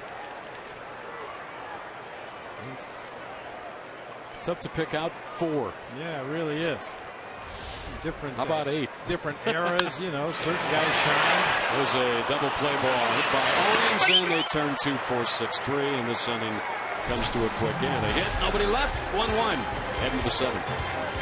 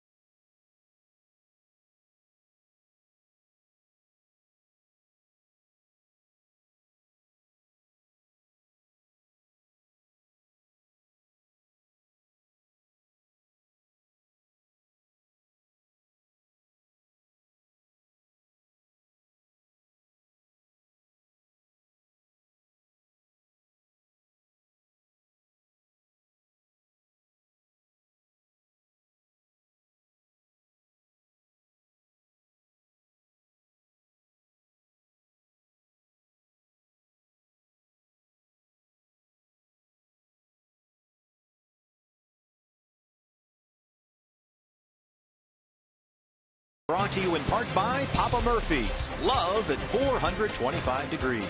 By Tire Pros. For the best selection of Continental and General brand tires, visit one of the 22 locally owned Arizona Tire Pros locations. And by Chaz Roberts Air Conditioning and Plumbing. Choose Chaz. A busy concourse because there are a lot of people here in the ballpark tonight. A lot of baseball fans watching the Diamondbacks and Pirates play 1-1, heading into the 7th. And it will be Starling Marte, Pedro Alvarez, Francisco Cervelli against Ruby De La Rosa, who set down 7 in a row.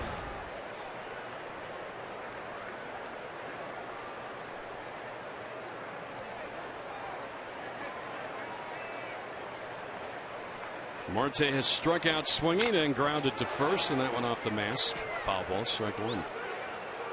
Well, Ruby has struck out at least one Pirate every inning, with the exception of the very first inning of the ball game.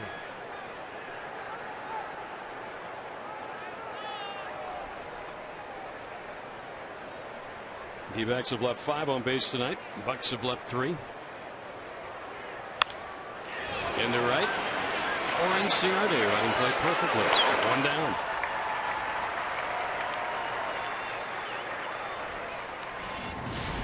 Ruby De La Rosa has been on top of his game tonight.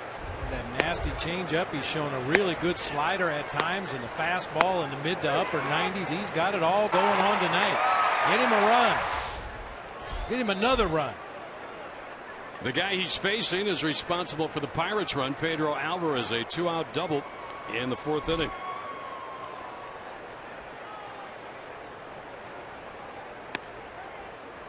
Kind of guy that scares you late in the game, Alvarez. Got such tremendous power. He can mishit a ball and still hit it out of the ballpark. You just have to be very careful not to make those mistakes in an area where he can get the barrel on. Pretty good pitch there, but a little low, said Jerry Davis. Right down there at the bottom of the zone. A lot of umpires will give you that call down low, but Jerry Davis wants you to see catch a little more plate than that. Another change up, 2-0. There is no such thing as a predictable count for Ruby De La Rosa. 2-0, 3-1. Most hitters in the big leagues are looking fastball. Alvarez was looking fastball on that 2-0 pitch and was fooled badly by the changeup. Hit hard to go there. He will flip to Ruby covering for out number 2. 9 in a row sit down by De La Rosa.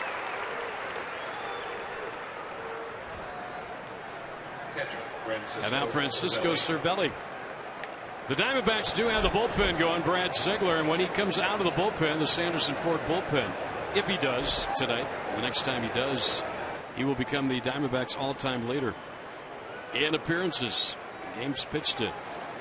He's in a tie right now with Papa Grande, Jose Valverde. Cervelli's got a double tonight, a ground pull double back in the 2nd inning. He fouled out to Inciardi in right field in the 4th. 0-1. Ruby at 94 pitches on the night. 65 of those for strikes, which pretty much sticks with the pattern that Ruby's established this year. He's thrown a higher percentage of strikes than any other qualified starting pitcher. 61% of his deliveries have been in the strike zone going into play tonight. Steven Strasburg is 2nd on that list. Phil Hughes is 3rd, and the Pirates starter A.J. Burnett is 4th. Strasburg too, huh? Yeah.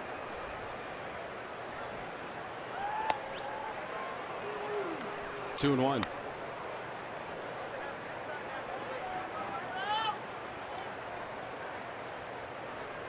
to hear Strasburg's day today? Yeah. 6 innings, 8 hits, 4 runs, 2 walks, 6 strikeouts. They got beaten 8-0 by Miami.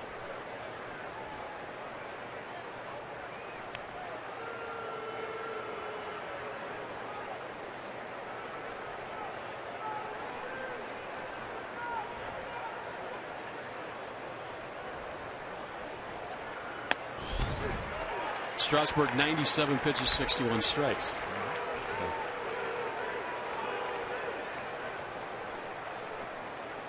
Ruby with 2 outs here. He has fanned 7 tonight. 2-2 pitch to Cervelli. He has fanned 8 tonight, tying his career high. And he mows him down in order, and he's set down 10 in a row. Vans will stretch here at Chase Field. With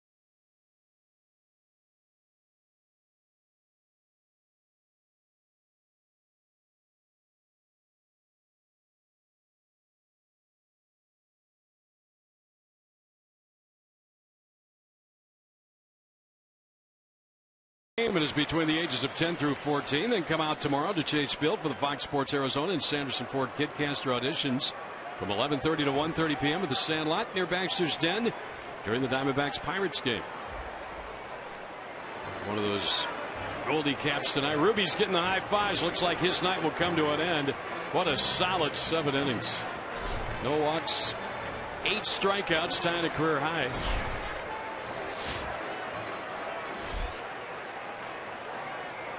And on the ground is short here by Tuffy. Rosa will throw him out. I believe that's 3 consecutive innings now where the Diamondback leadoff hitter is at the first pitch and made an out. It is. And while we have a moment here, Governor, we want to wish a very happy birthday to a longtime Diamondbacks fan. We know she's watching the ball game with friends and family tonight. Lily Streeper celebrating her 84th birthday, and we appreciate the support, Lily, and hope you're having a great night. Happy birthday, Lily. She's watching a good ball game. Hopefully a Diamondback win for her. Here's Pennington. Danny Dorn has moved out on deck to bat next for De La Rosa. Ball 1. Burnett's still out there. He is at 78 pitches on the night. A few more dark clouds in the area here downtown. Way outside. Got left-handed hitting Dorn on deck, but you look at A.J. Burnett's splits this season. He has those backward platoon splits. Righties are hitting 326 against him coming into play tonight. Lefties only 182.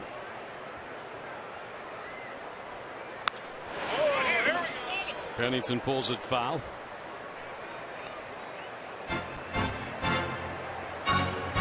And now the count is 2-1. Cliff's got a bunt hit tonight. He's walked. He's been on twice. Got to start at shortstop.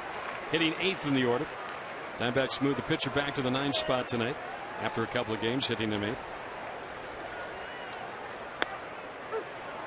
2-2. Well, if the Diamondbacks are to reward De La Rosa with a win, they've got to score this inning and hang on. And they would love to do that. He pitched a heck of a game here tonight.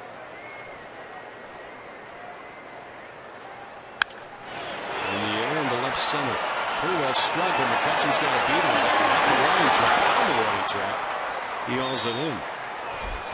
And he gave that one a bit of a ride, but it's out number 2. It carried a lot farther than you thought it was going to initially off the bat. And once again, with McCutcheon playing that deep center field, a little bit easier for him to get over there and cut that ball off than for a lot of center fielders. Danny Dorn, you've heard the story if you've been with us. 30-year-old will be 31 in July, playing in his first major league season. He was called up recently, and then he walked in his first plate appearance in the big leagues after playing almost 1,000 games with over 3,200 minor league at bats. It's a great story. His wife and his brother were in for his first game played the other night. He was telling me, Bob, that he thought his parents were going to be in this weekend to watch him play. Well, they got a chance to watch him right now. Foul back and out of play. There are a lot of good stories like this. Oh, yeah. You can only imagine everything Dorn has been through to get to this position. I'm sure there were many, many times he thought about hanging it up and trying something else, but boy, once it's in your blood, it's tough to get it out. Swing at a foul into the catcher's mitt, 1-2. 32nd round pick with the Reds back in 2006.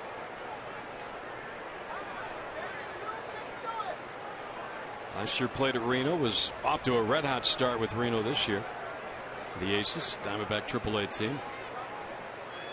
He laid off that pitch. Cervelli wanted the appeal and no swing, said Tony Randazzo down at third.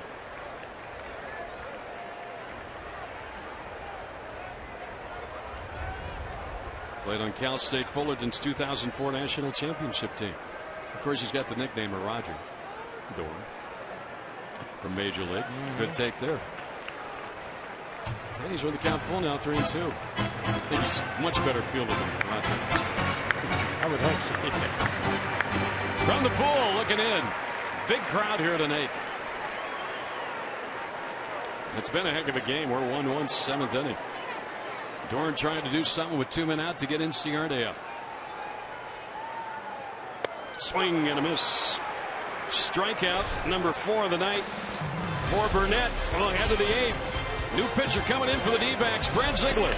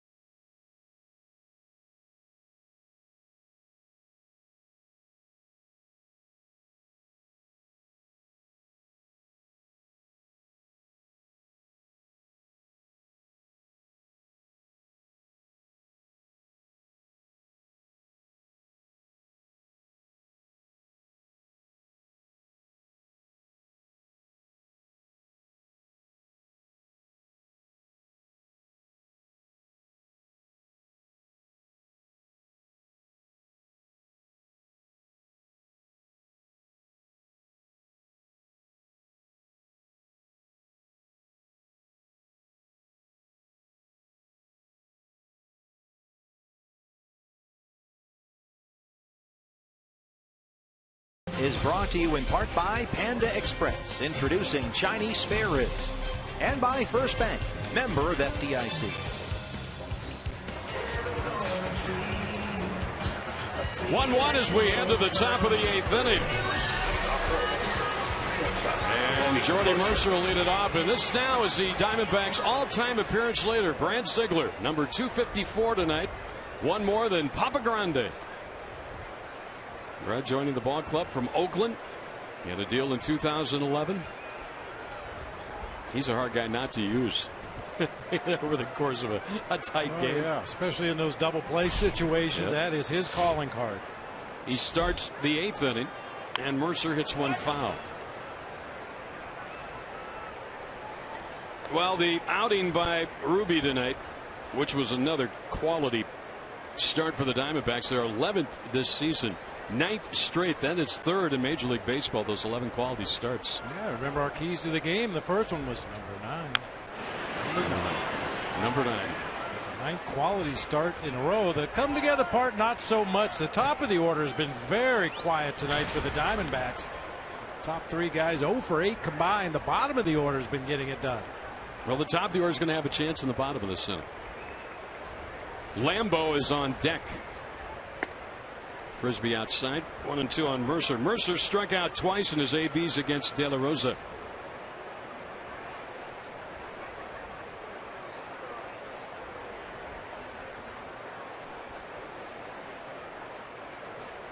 And Mercer in the air to left. Back on Peralta. He'll get it. On the warning track. 1 out. The ball carried. It's odd to see anybody hit the ball in the air against Brad Ziegler. Normally he's a ground ball machine when he comes into the game, but Mercer got underneath that and lofted that lazy fly ball to left field. Easy play for David. Pinch hitting for A.J. Burnett, number 15.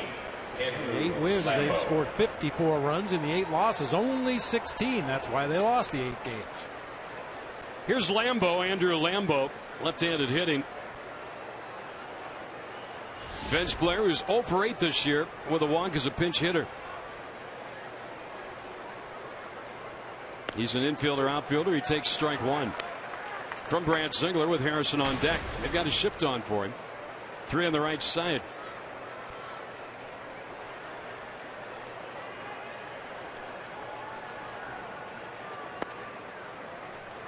Cal will even at a ball and a strike.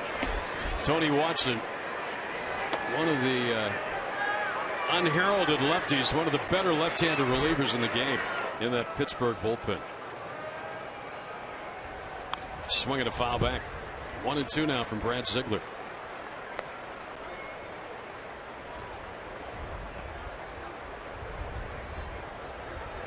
So a no decision tonight for Ruby De La Rosa.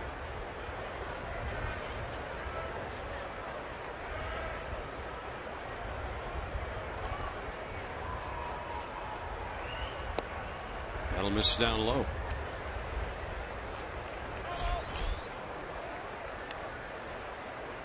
One run, 5 hits, and air, 5 left for the Diamondbacks. 1-4-0-3 for Pittsburgh tonight.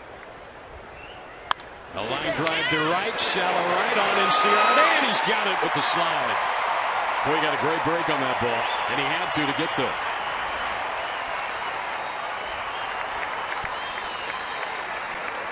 Well, you mentioned he got a great jump on that ball, and that's not always an easy one to get a jump on. It's our Chaz Roberts cool play of the game. Ender Inciarte got a great jump on a line drive, hit right at him. Comes in, makes the catch, goes into a slide for some style points, and Brad Ziegler appreciates it. 2 fly balls off Ziegler. First 2 hitters. That was kind of a line drive, but an out. And here's Harrison. 0 for 3 against De La Rosa tonight. Swing and a miss up over the top, strike 1. Diamondbacks trying to win this game and send it to the rubber game tomorrow with the Bucks.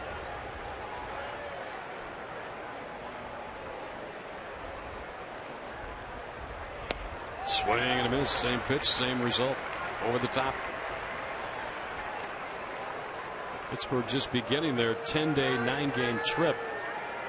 Arizona, Chicago, Cincinnati.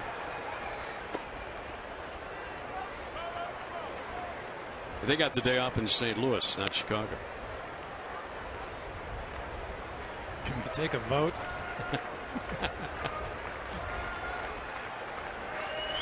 Swing and a miss. He struck him out. Ziegler, 1-2-3, and Inciarte, Pollock, and Goldie coming up in the bottom of the 8th. 1-1.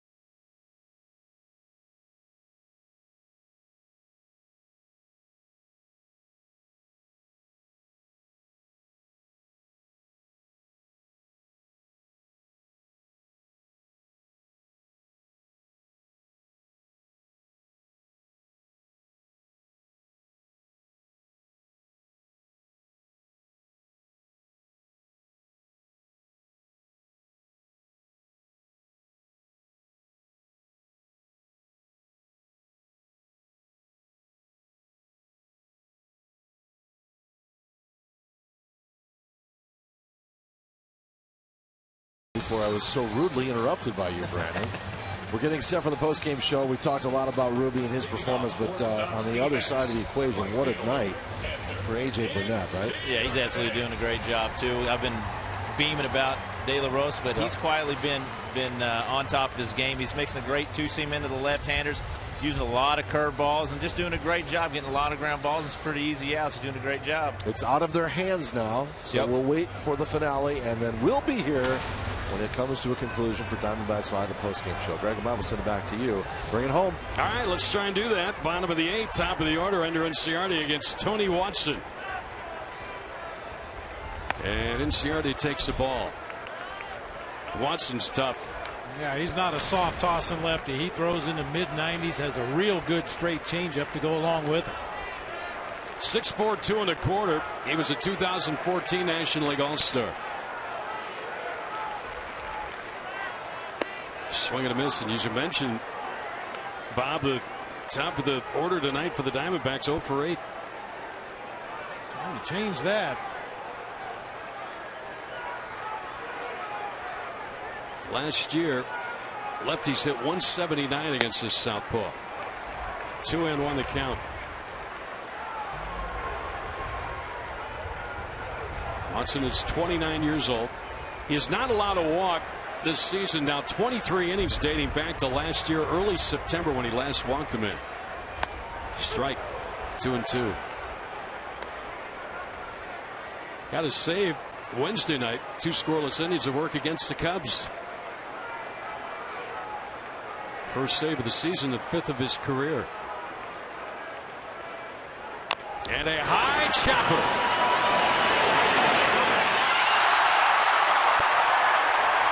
Infield hit for Cincinnati to start the 8th. That was almost so high he could almost ground to second. In my humble opinion, that's a bad play by Josh Harrison. Let that ball go. You're not going to get into Cincinnati at first base. If that ball comes down and spins into foul territory, well, then you still have a chance to retire the hitter. But he touched it in fair territory, didn't come up with it cleanly. I mean, it's probably going to stay a fair ball, but you have no play anyway. What's the point? That was his only chance to let that ball hit and see if it might veer to the right, which could go into foul territory, and it did. You know, he ruined all chances there by making the fielding play. So leadoff hit, and now Pollock at the plate. And this crowd's coming alive. For the Diamondbacks, their 6th hit of the night. Pirates wondering if A.J. Pollock might try a sac bunt. Harrison drawn way in at third base, and I'm sure Alvarez will charge from first as Watson delivers to home plate. Line drive center field, and that'll get down in front of McCutchen. 2 on for Goldie. They didn't have to wait long to figure that one out, did they? He smashed that ball to center. Now listen to this crowd. This is where McCutchen playing deep in center field actually hurt him on this ball. If he had been playing at what we call a normal depth for A.J. Pollock, he might have been able to come in a couple more steps and make that play. But as we talked about all night long, he plays extremely deep in center field.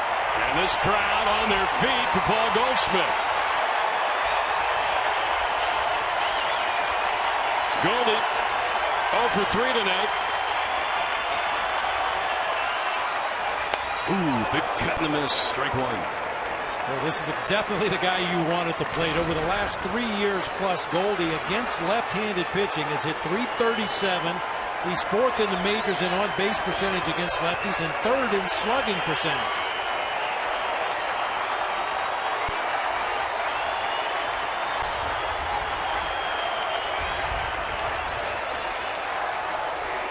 And Watson spins around. On deck is David Peralta, left-handed batter.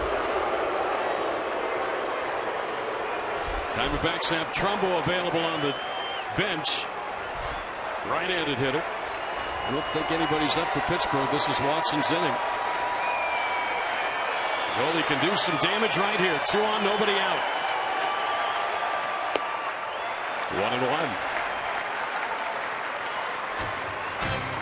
Fans standing around the ballpark, especially down the lines. And a lot of them wearing that Goldie cap given away tonight before the game.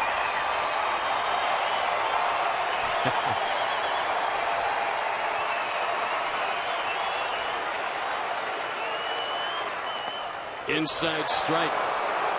Watson got away with one there. Goldie gave up on it, 1-2.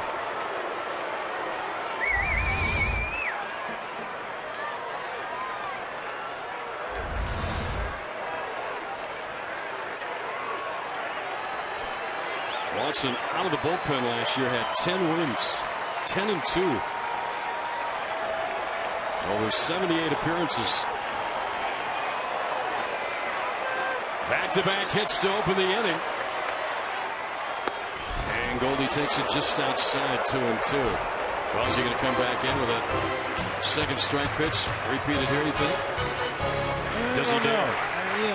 What we've seen from the rest of Major League Baseball against Goldie is away, especially in situations where he could possibly drive in a run. I think that fastball earlier in the sequence was just for show. The 2-2 to Paul Goldschmidt. On the way. 3-2. Full count. Well, Bob, you got an option here. Nobody out.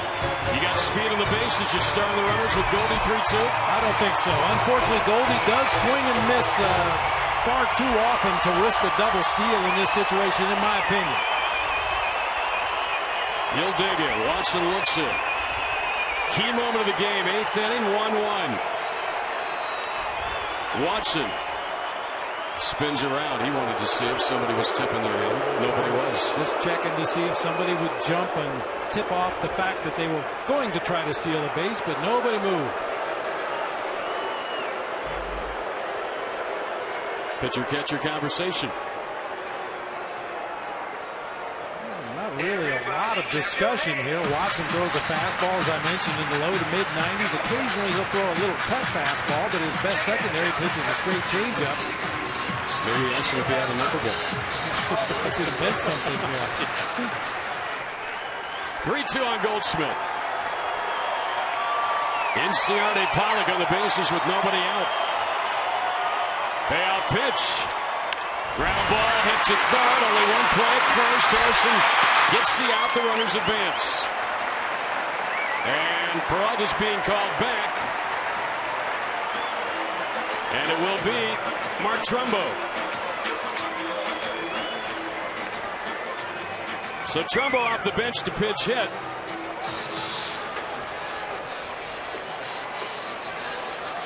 Peralta was 0 for 3 tonight against Burnett with 2 strikeouts. Trumbo this year has driven in 6.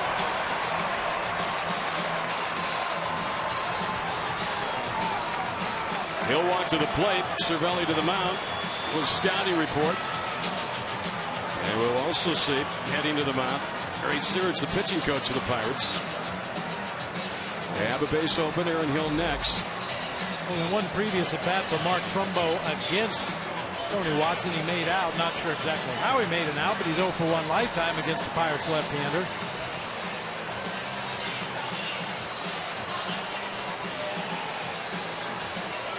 What do you think, they'll go after him? You think they'll put him on, take their chances with Hill, set up a double play possibility? I'm sure that's part of the discussion out there right now. Pitch Trumbo carefully. If we lose him, we lose him. But don't toss him a cookie up there and let him drive home these 2 runs. Mark this season has 5 extra base hits, 2 doubles, 2 triples, a home run.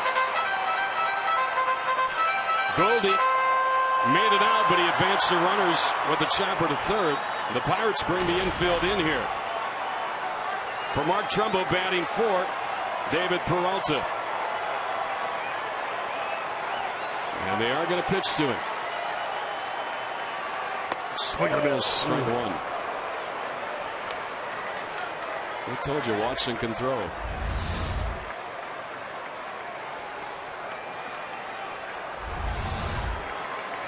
The infielders bunched in, trying to cut off that run at the plate.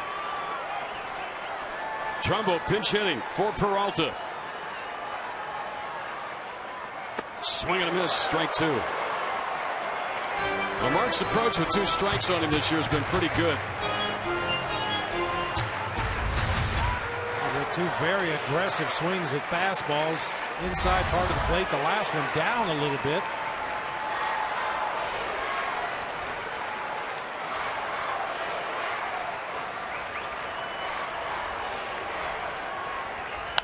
Popped up. And playable for Alvarez, the first baseman, at 5 ground. He's got it. And the runners have to hold.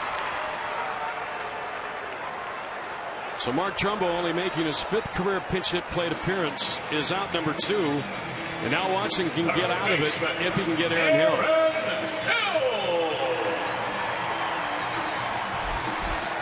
Hill has a hit tonight, 1 for 3.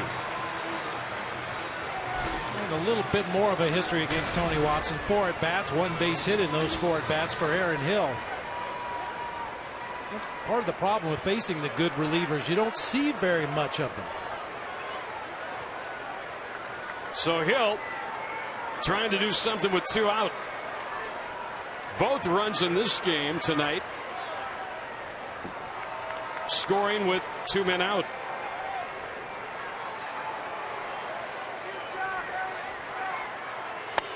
Strike one, and all the runs scored in last night's game, 5 of them scored with 2 men out. How many out? 2. He'll add the game winner of that 12-inning win at San Francisco, the double off Romo that knocked in 2. And a swing and a foul into the catcher's mitt. Strike 2 on him.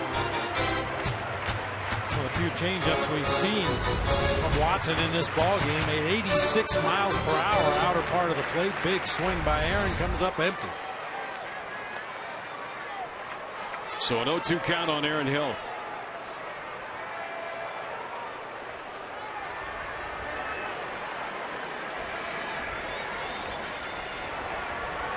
Inciardi at third base. Pollock at second with 2 down. Missed inside. Not by much. 1 ball, 2 strikes. Aaron Hill doesn't take many pitches inside or off the plate inside. Normally he pulls them foul down that third baseline if they're off the plate in. 1-2. Watson ready. Hill digs in. And a ball inside. Cervelli pointed to third. I think he thought there was a foul into the mitt. Yeah, I think Cervelli's trying to convince Jerry Davis, the home plate umpire, and the crew chief that that ball was fouled off the bat of Aaron Hill. Yeah, I don't think he was so much of an appeal as it was a foul that he caught. But it went in Hill's favor. 2-2 now. 2 on, 2 out. Swing and a miss. He struck him out. And the Diamondbacks, first and second, nobody out. Second and third, 1 out, and they failed to score. So we will handle the night. Still tied at 1.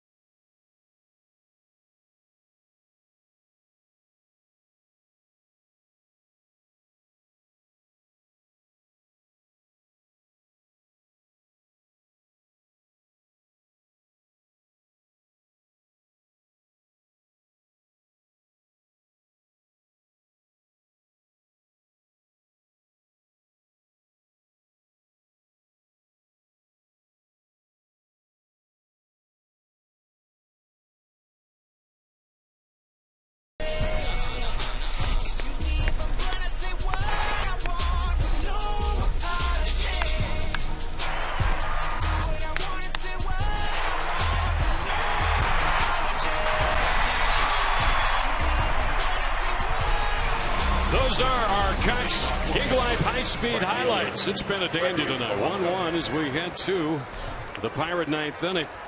Addison Reed takes over on the mound for the Diamondbacks, his 6th appearance.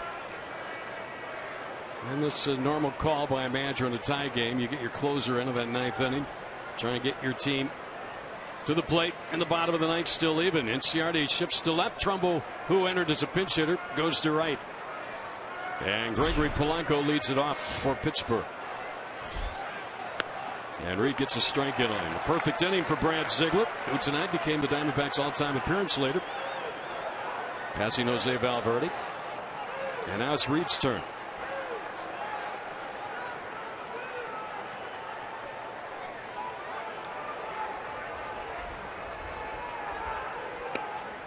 One's down low. Both starters in this game. Ruby De La Rosa for the Diamondbacks. A.J. Burnett went 7, each allowed a run. De La Rosa fanning 8, not walking anybody.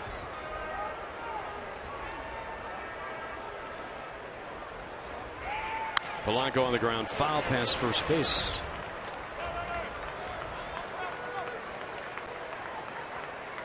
Finale of the series tomorrow. 1:10. First pitch.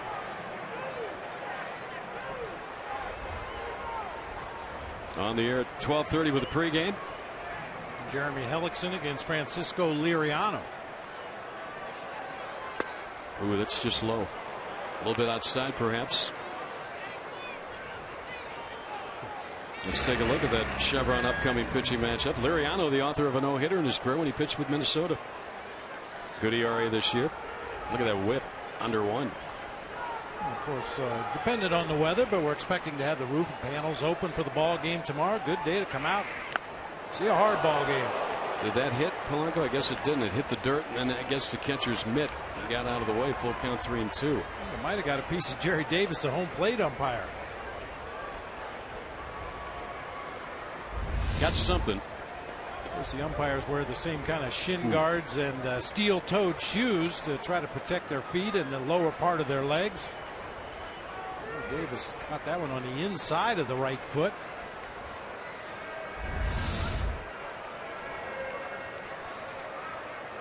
(3-2) on the leadoff hitter.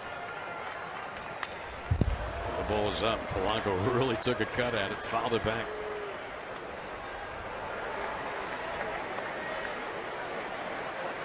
A lot of young lefties. Polanco's a real good low ball hitter, but had a pretty good hack at that high fastball, fouling it straight back.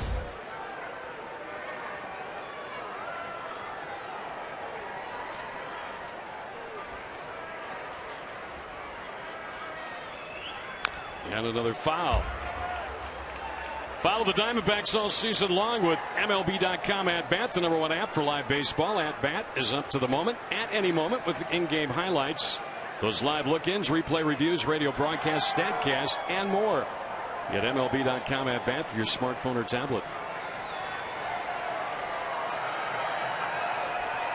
The 8th pitch of the at bat. Reed against Polanco, leading off the 9th. And a drive, but fouled on the left field line. So Polanco will see another pitch.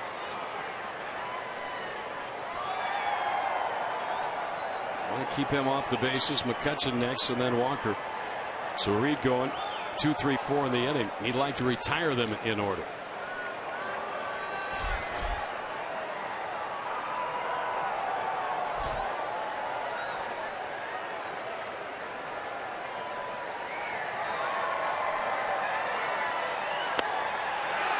He is out on strikes. And I don't know if Jerry Davis said that was a check swing called strike or a strike on the outside corner. I think he pointed at the hitter, which would mean he swung at it. Yeah, it looked like he pointed at the bat. Good tailing action on that fastball in the low 90s.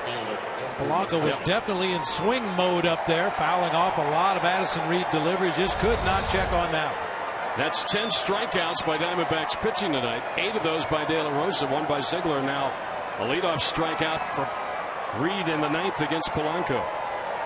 Here's McCutchen.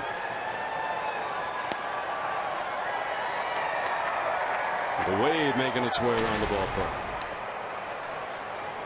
38,859 here tonight. Big crowd watching a pitcher's duel.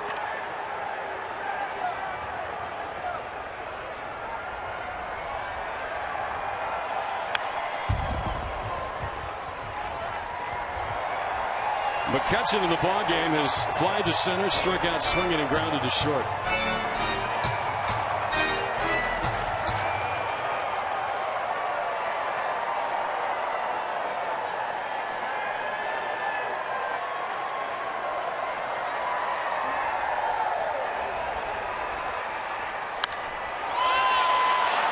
Hit high, hit deep. Pollock on the run. He's under it. Didn't have enough to get it to the overhand. Came close, but it's allowed. Second out. Breathe. Let's take a look at this day in Major League Baseball history, brought to you by Geico. We go back to April 25th, 1989. Mark Langston was the ace of the Seattle Mariners, was traded to the Montreal Expos for a couple of players and a tall, skinny left-hander named Randy Johnson. That was a pretty good trade. Pretty good trade, I would say so. I mean, at the time, on paper, you'd say, yeah, that's a decent deal. Langston won 34 games the previous 2 seasons. Randy had 3 wins in '88, but he picked it up pretty good after that. Pitch high and outside. When I used to broadcast Arizona State University games, I recall Randy pitching for USC. And he was a wild left-hander who threw many a ball back to the screen in those days. But he could throw it. Boy, he could throw it. Here's Neil Walker, and you got to be careful with this guy. Switch hitting second baseman. Caminero and Melanson. Melanson, if the Pirates have a lead, and Caminero if we're tied. That's how it plays out differently for the road team. Now back to you, Reed, here on the ninth, because they won't need a save opportunity for that pitcher. There's a strike. 2-1 now. Reed retired the first 2, a strikeout and a long fly ball out. Neil Walker. He scored the Pirates' run in the 4th inning. He doubled with 1 out, with 2 outs scored on the double by Alvarez.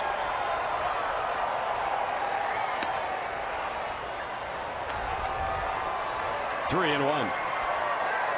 Dangerous pitch coming up. I'm surprised Neil Walker took the 2-0 fastball right down the middle of the plate for the first strike of the sequence. But now, once again, Addison Reed in a situation where he needs to throw a strike.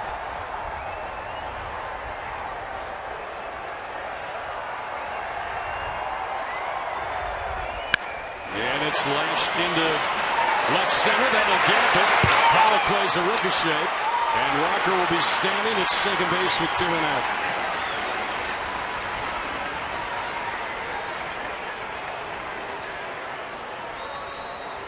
His second double of the night. Not a horrible pitch out there on the outside corner, but the aggressive swing that you see 3-1 from Neil Walker barrels it up to that gap in left center field for the 2-out double. For the Pirates, their 5th hit of the night, their 4th double. 2 by Walker, 1 by Alvarez, 1 by Cervelli. Burnett, the pitcher, had their lone single. Here is Marte. He has struck out, he's grounded to first, and he is flying to right field. A go-ahead run at second with 2 down. And a check swing. Did he go? No, he did not. He held up. So Tom Woodring at first base. Marte came into tonight swinging a hot bat. 9 for 24. 4 homers, 10 runs batted in. 2 outs. You see what he's done or not done this season. 1 for 10.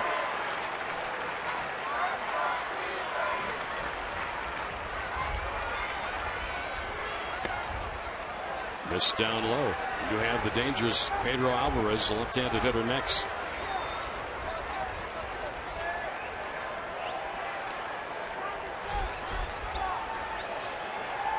His double tied the game of the 4th inning. Here we are in the 9th, 1-1.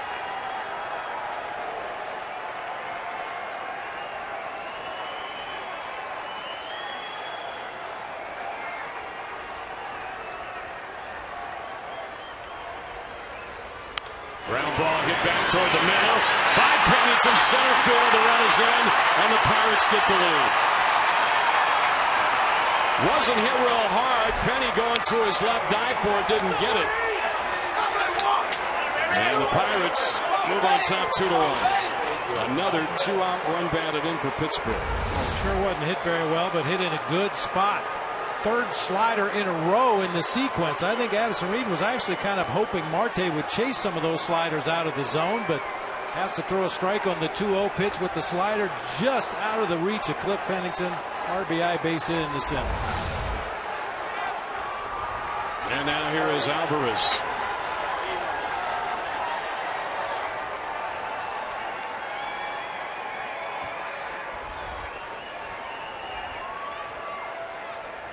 Reed steps off. All of Pittsburgh's 6 runs in this series now have come with 2 men out. Remember, Reed retired the first 2, but then ran the count to 3-1 on Walker, and he shot the double to the gap in left center.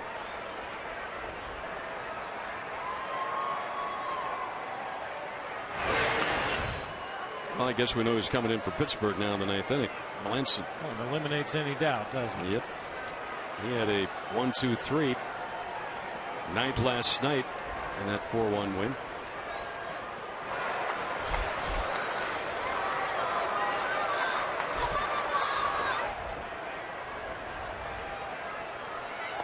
Way outside. Well, don't lose your concentration here, because this guy could make it a 3-run game. Pedro Alvarez.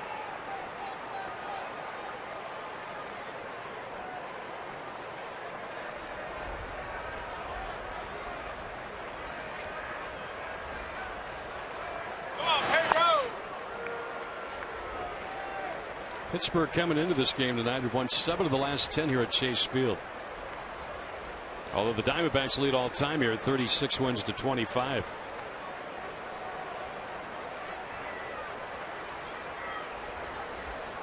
The blinking lights are back.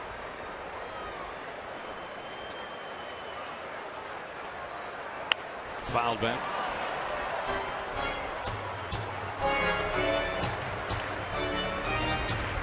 Paparazzi here at the ballpark tonight. Yep.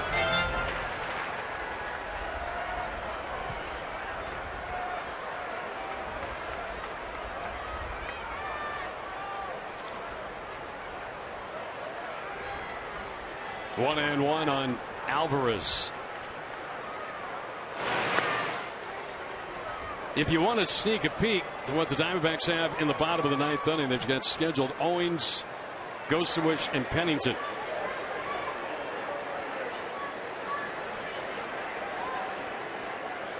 They've used Trumbo and Dorn off the bench tonight.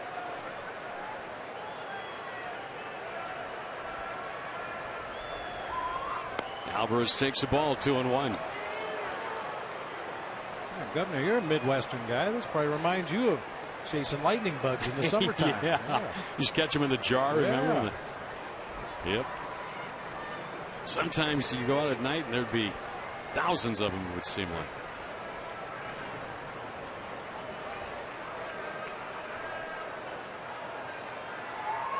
Foul back. 2-2 on Alvarez. Alvarez, like a lot of power hitters, just loves to extend those arms.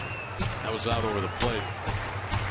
Probably not one he really wanted to chase, but he was too tempted. 2-2. A 2-out. C9 single by Marte and the diving Pennington. And that scored Walker, who had doubled, and has given the Pirates this lead in the 9th.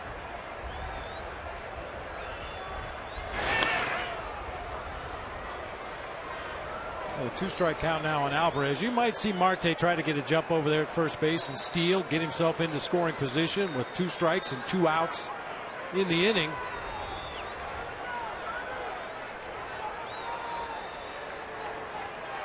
Has his lead. Not going. And a line drive left field base hit. And Sierra over to cut it off. Marte will hold it second until it comes back in. So 3 consecutive hits off of Addison Reed with 2 men out, and the Pirates keep the inning going.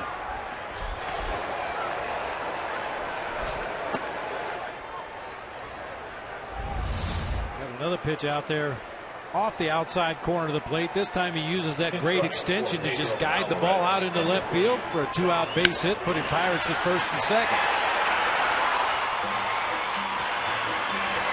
See how quickly Sierra got that ball in. Sean Rodriguez will run, stay in the ball game at first base for Pittsburgh. Meanwhile, Alvarez's night is over.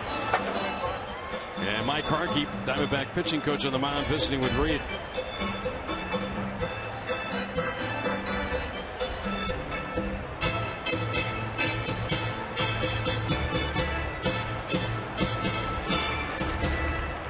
Well, you need the 3rd out. You don't need any more runs scored. Bottom line. You're down 1. Cervelli tonight has a double. in 3 at-bats.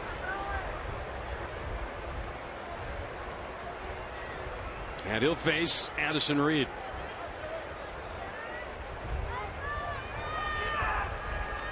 I'm guessing they probably faced off when Cervelli was with the Yankees and Reed was with the White Sox.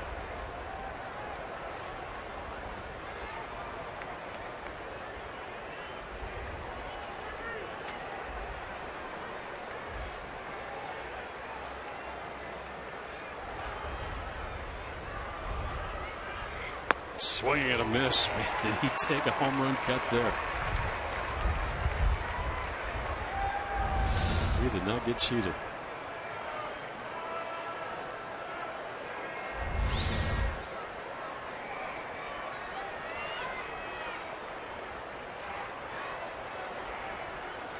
A look of concentration on the face of Addison Reed,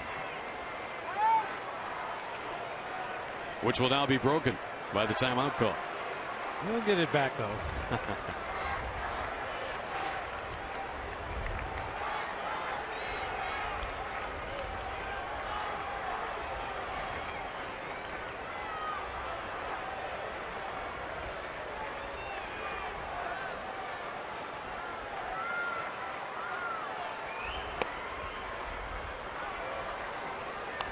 1-1 the count.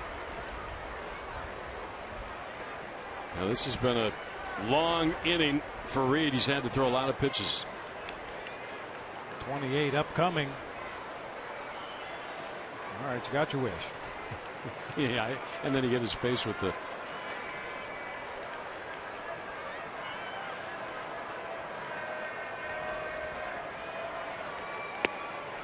Three and one, or 2-1, excuse me.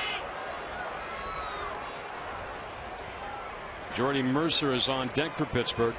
First 2 were retired by Reed, but then the double, the RBI single, and then another single. He's still working in trouble here. 2 on 2 out with a run in, and Pittsburgh leading in the 9th now.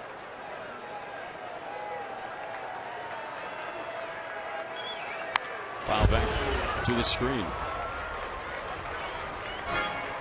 Dodgers beating up with the Padres tonight in San Diego 10-6, and San Francisco's jumped out of Colorado 8th inning 4-3.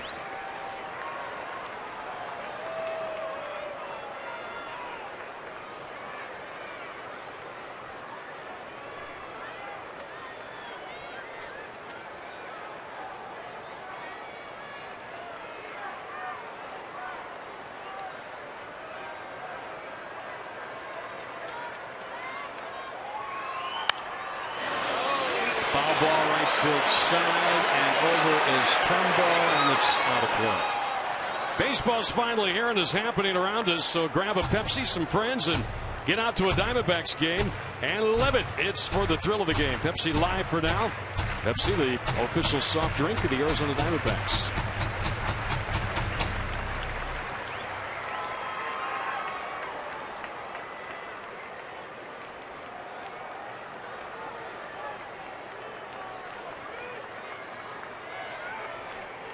There are the base runners, Marte and the pinch runner Rodriguez. For Addison Reed, his 31st pitch of the inning.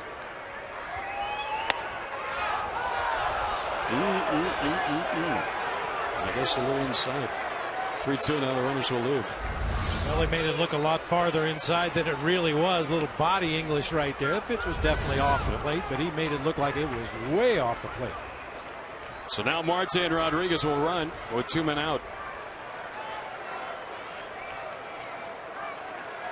Cervelli trying to add more for the Pirates.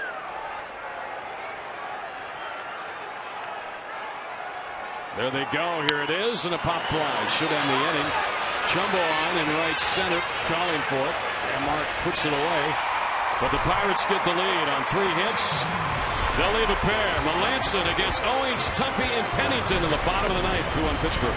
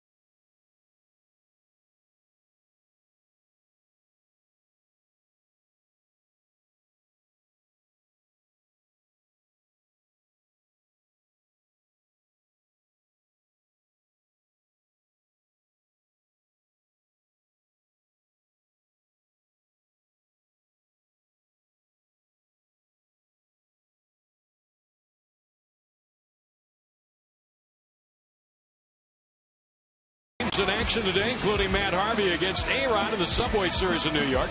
Plus 4 NBA games, 4 NHL games, and 5 teams could be eliminated. Jay and Dan will have highlights from every playoff game tonight on Fox Sports Live. Well, bottom of the ninth, last chance for the Diamondbacks against Mark Melancon, who made it look awfully easy in the ninth last night. He retired Gosewish, Hill, and Peralta. 1, 2, 3. Reserving a 4-1 Pittsburgh lead. His lead tonight a little less, 2-1. 4 out of 5 in save opportunities for Mark Melancon. Cutter curveball combination for Melancon came in the ball game last night. Quickly got 3 ground ball outs to end the game. So here we go. Owings 2 for 3 tonight. As he steps in first, Rodriguez, who pinch ran, stays in for Alvarez at first base. Maybe Chris can just scoot one right down that first base line. High tight, ball 1.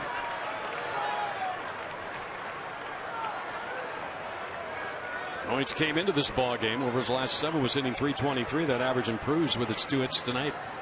See if he can get a third. Swing and a miss.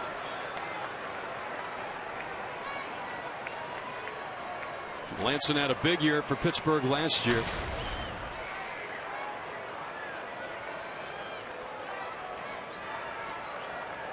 Foul back. 1 and 2 now. Tuffy is on deck. The Diamondbacks, if you're wondering about the bench, they have used Trumbo, they have used Dorn. They have Ahmed, Tomas, and Pachenko left.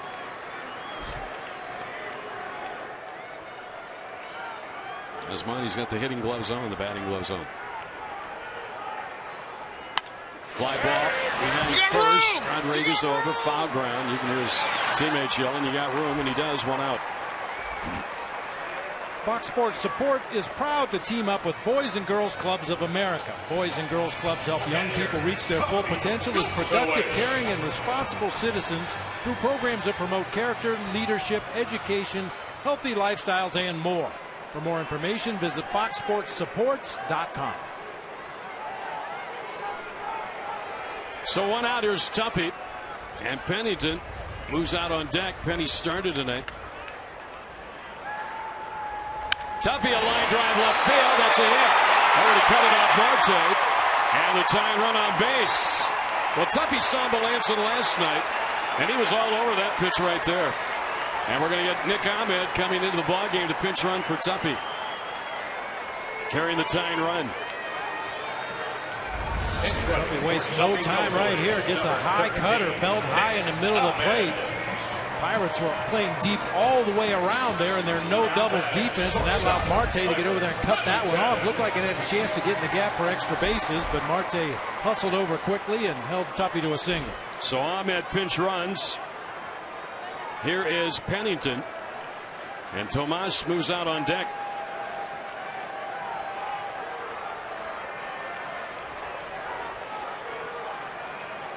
And Penny looks at a strike. Pennington, a bunt hit, has received an intentional walk and is flying to center tonight. Got the start at shortstop. Pittsburgh scored in the top of this ninth inning to get the 2-1 lead. Diamondbacks have a man on the tying run, 1 man out.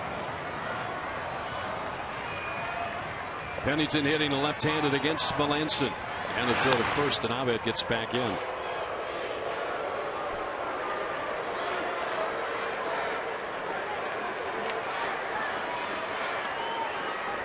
Tuffy and Addison Reed talking it over on the bench.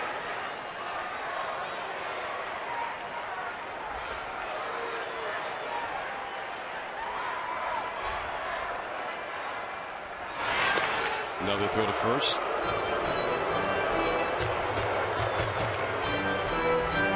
Well, let's see if the Diamondbacks can get a come from behind one here tonight and tie this series, send it to a rubber game tomorrow. They've got 2 outs to work with against the Pirate closer Mark Melancon. Breaking ball misses. That'll even the count.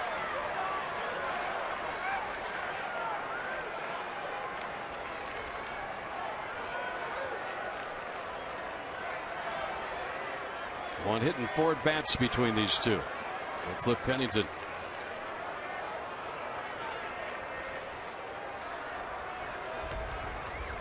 Ahmed runs. A ball to throw down, and he is out at second base.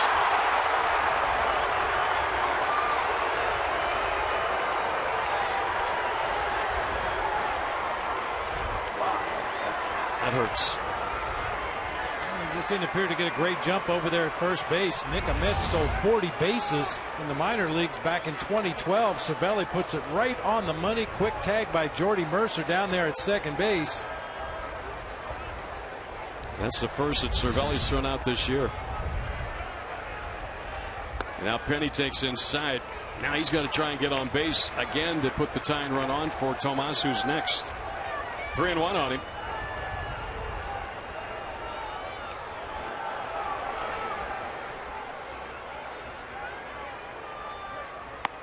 Three and 2. So here we are, bottom of the 9th inning. Pittsburgh up a run. 2 outs, full count of the hitter, Cliff Pennington.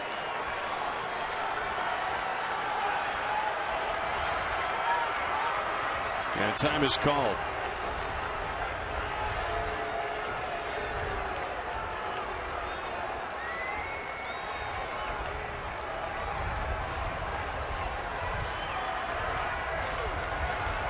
Three-two pitch.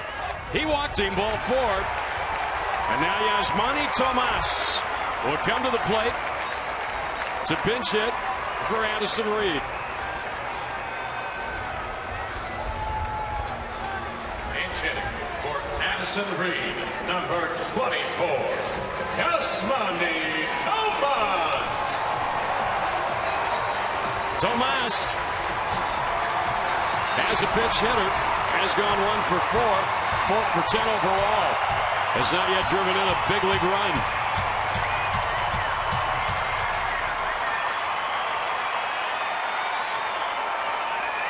Pennington with good speed over at first, carrying the tying run. Tomas against Melanson.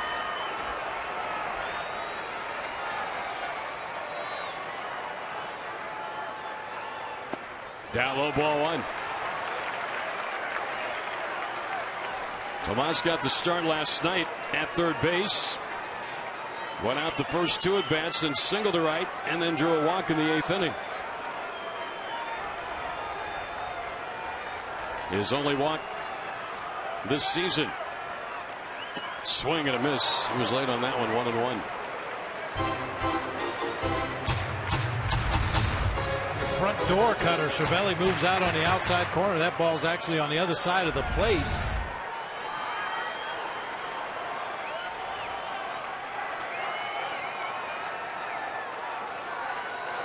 A long one would win it. Extra base hit most likely ties it. That's low, 2-1. And if Tomas can get on, Inciarte is next. 2 base runners of this inning for the Diamondbacks. Unfortunately, they lost a man trying to steal.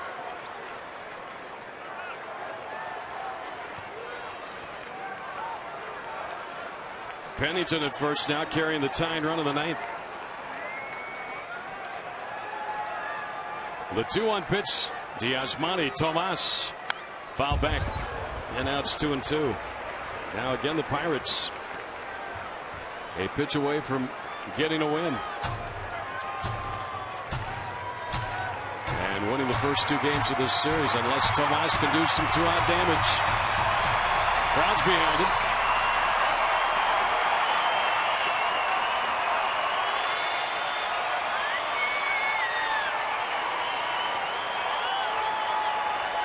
Here we go on 2 balls, 2 strikes to Tomas. Bounced up there. And Penny started to go and thought better of it. Gets back to first. He will be going to on 3-2. Pretty nice block by Cervelli. That one very nearly got him in the throat. Tried to sneak up underneath the mask, but stays right in front, holding Penny down there at first base.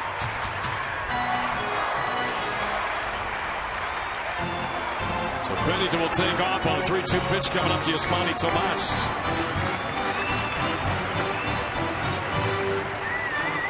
Yasmani elbow one right. to that pull area in right center to get Penny on, get you in the scoring position. We're going to find out what happens right now on the 3-2 pitch with 2 outs in the ninth, 2-1 Pittsburgh. As Pennington runs, popped up foul back this way. That was a double ricochet shot. 2-cushion bank shot. Yeah. Tomas has gotten some pitches up in the zone this at bat. Some cutters that have stayed up there above the belt. Just missed that. 3-2 one more time to Tomas with 2 outs of the ninth, 2-1 Pirates. And another foul back. He's hanging tough.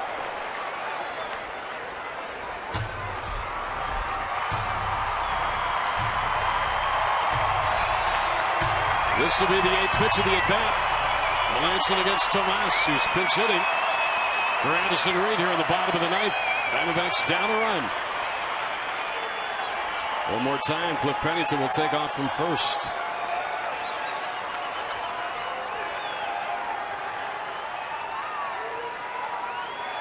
Here it is. And a ground ball chopped up the middle. Walker's got it. His throw to first is in time, and the Pirates get a run of the ninth. And for the second night in a row, they have beaten the Diamondbacks here.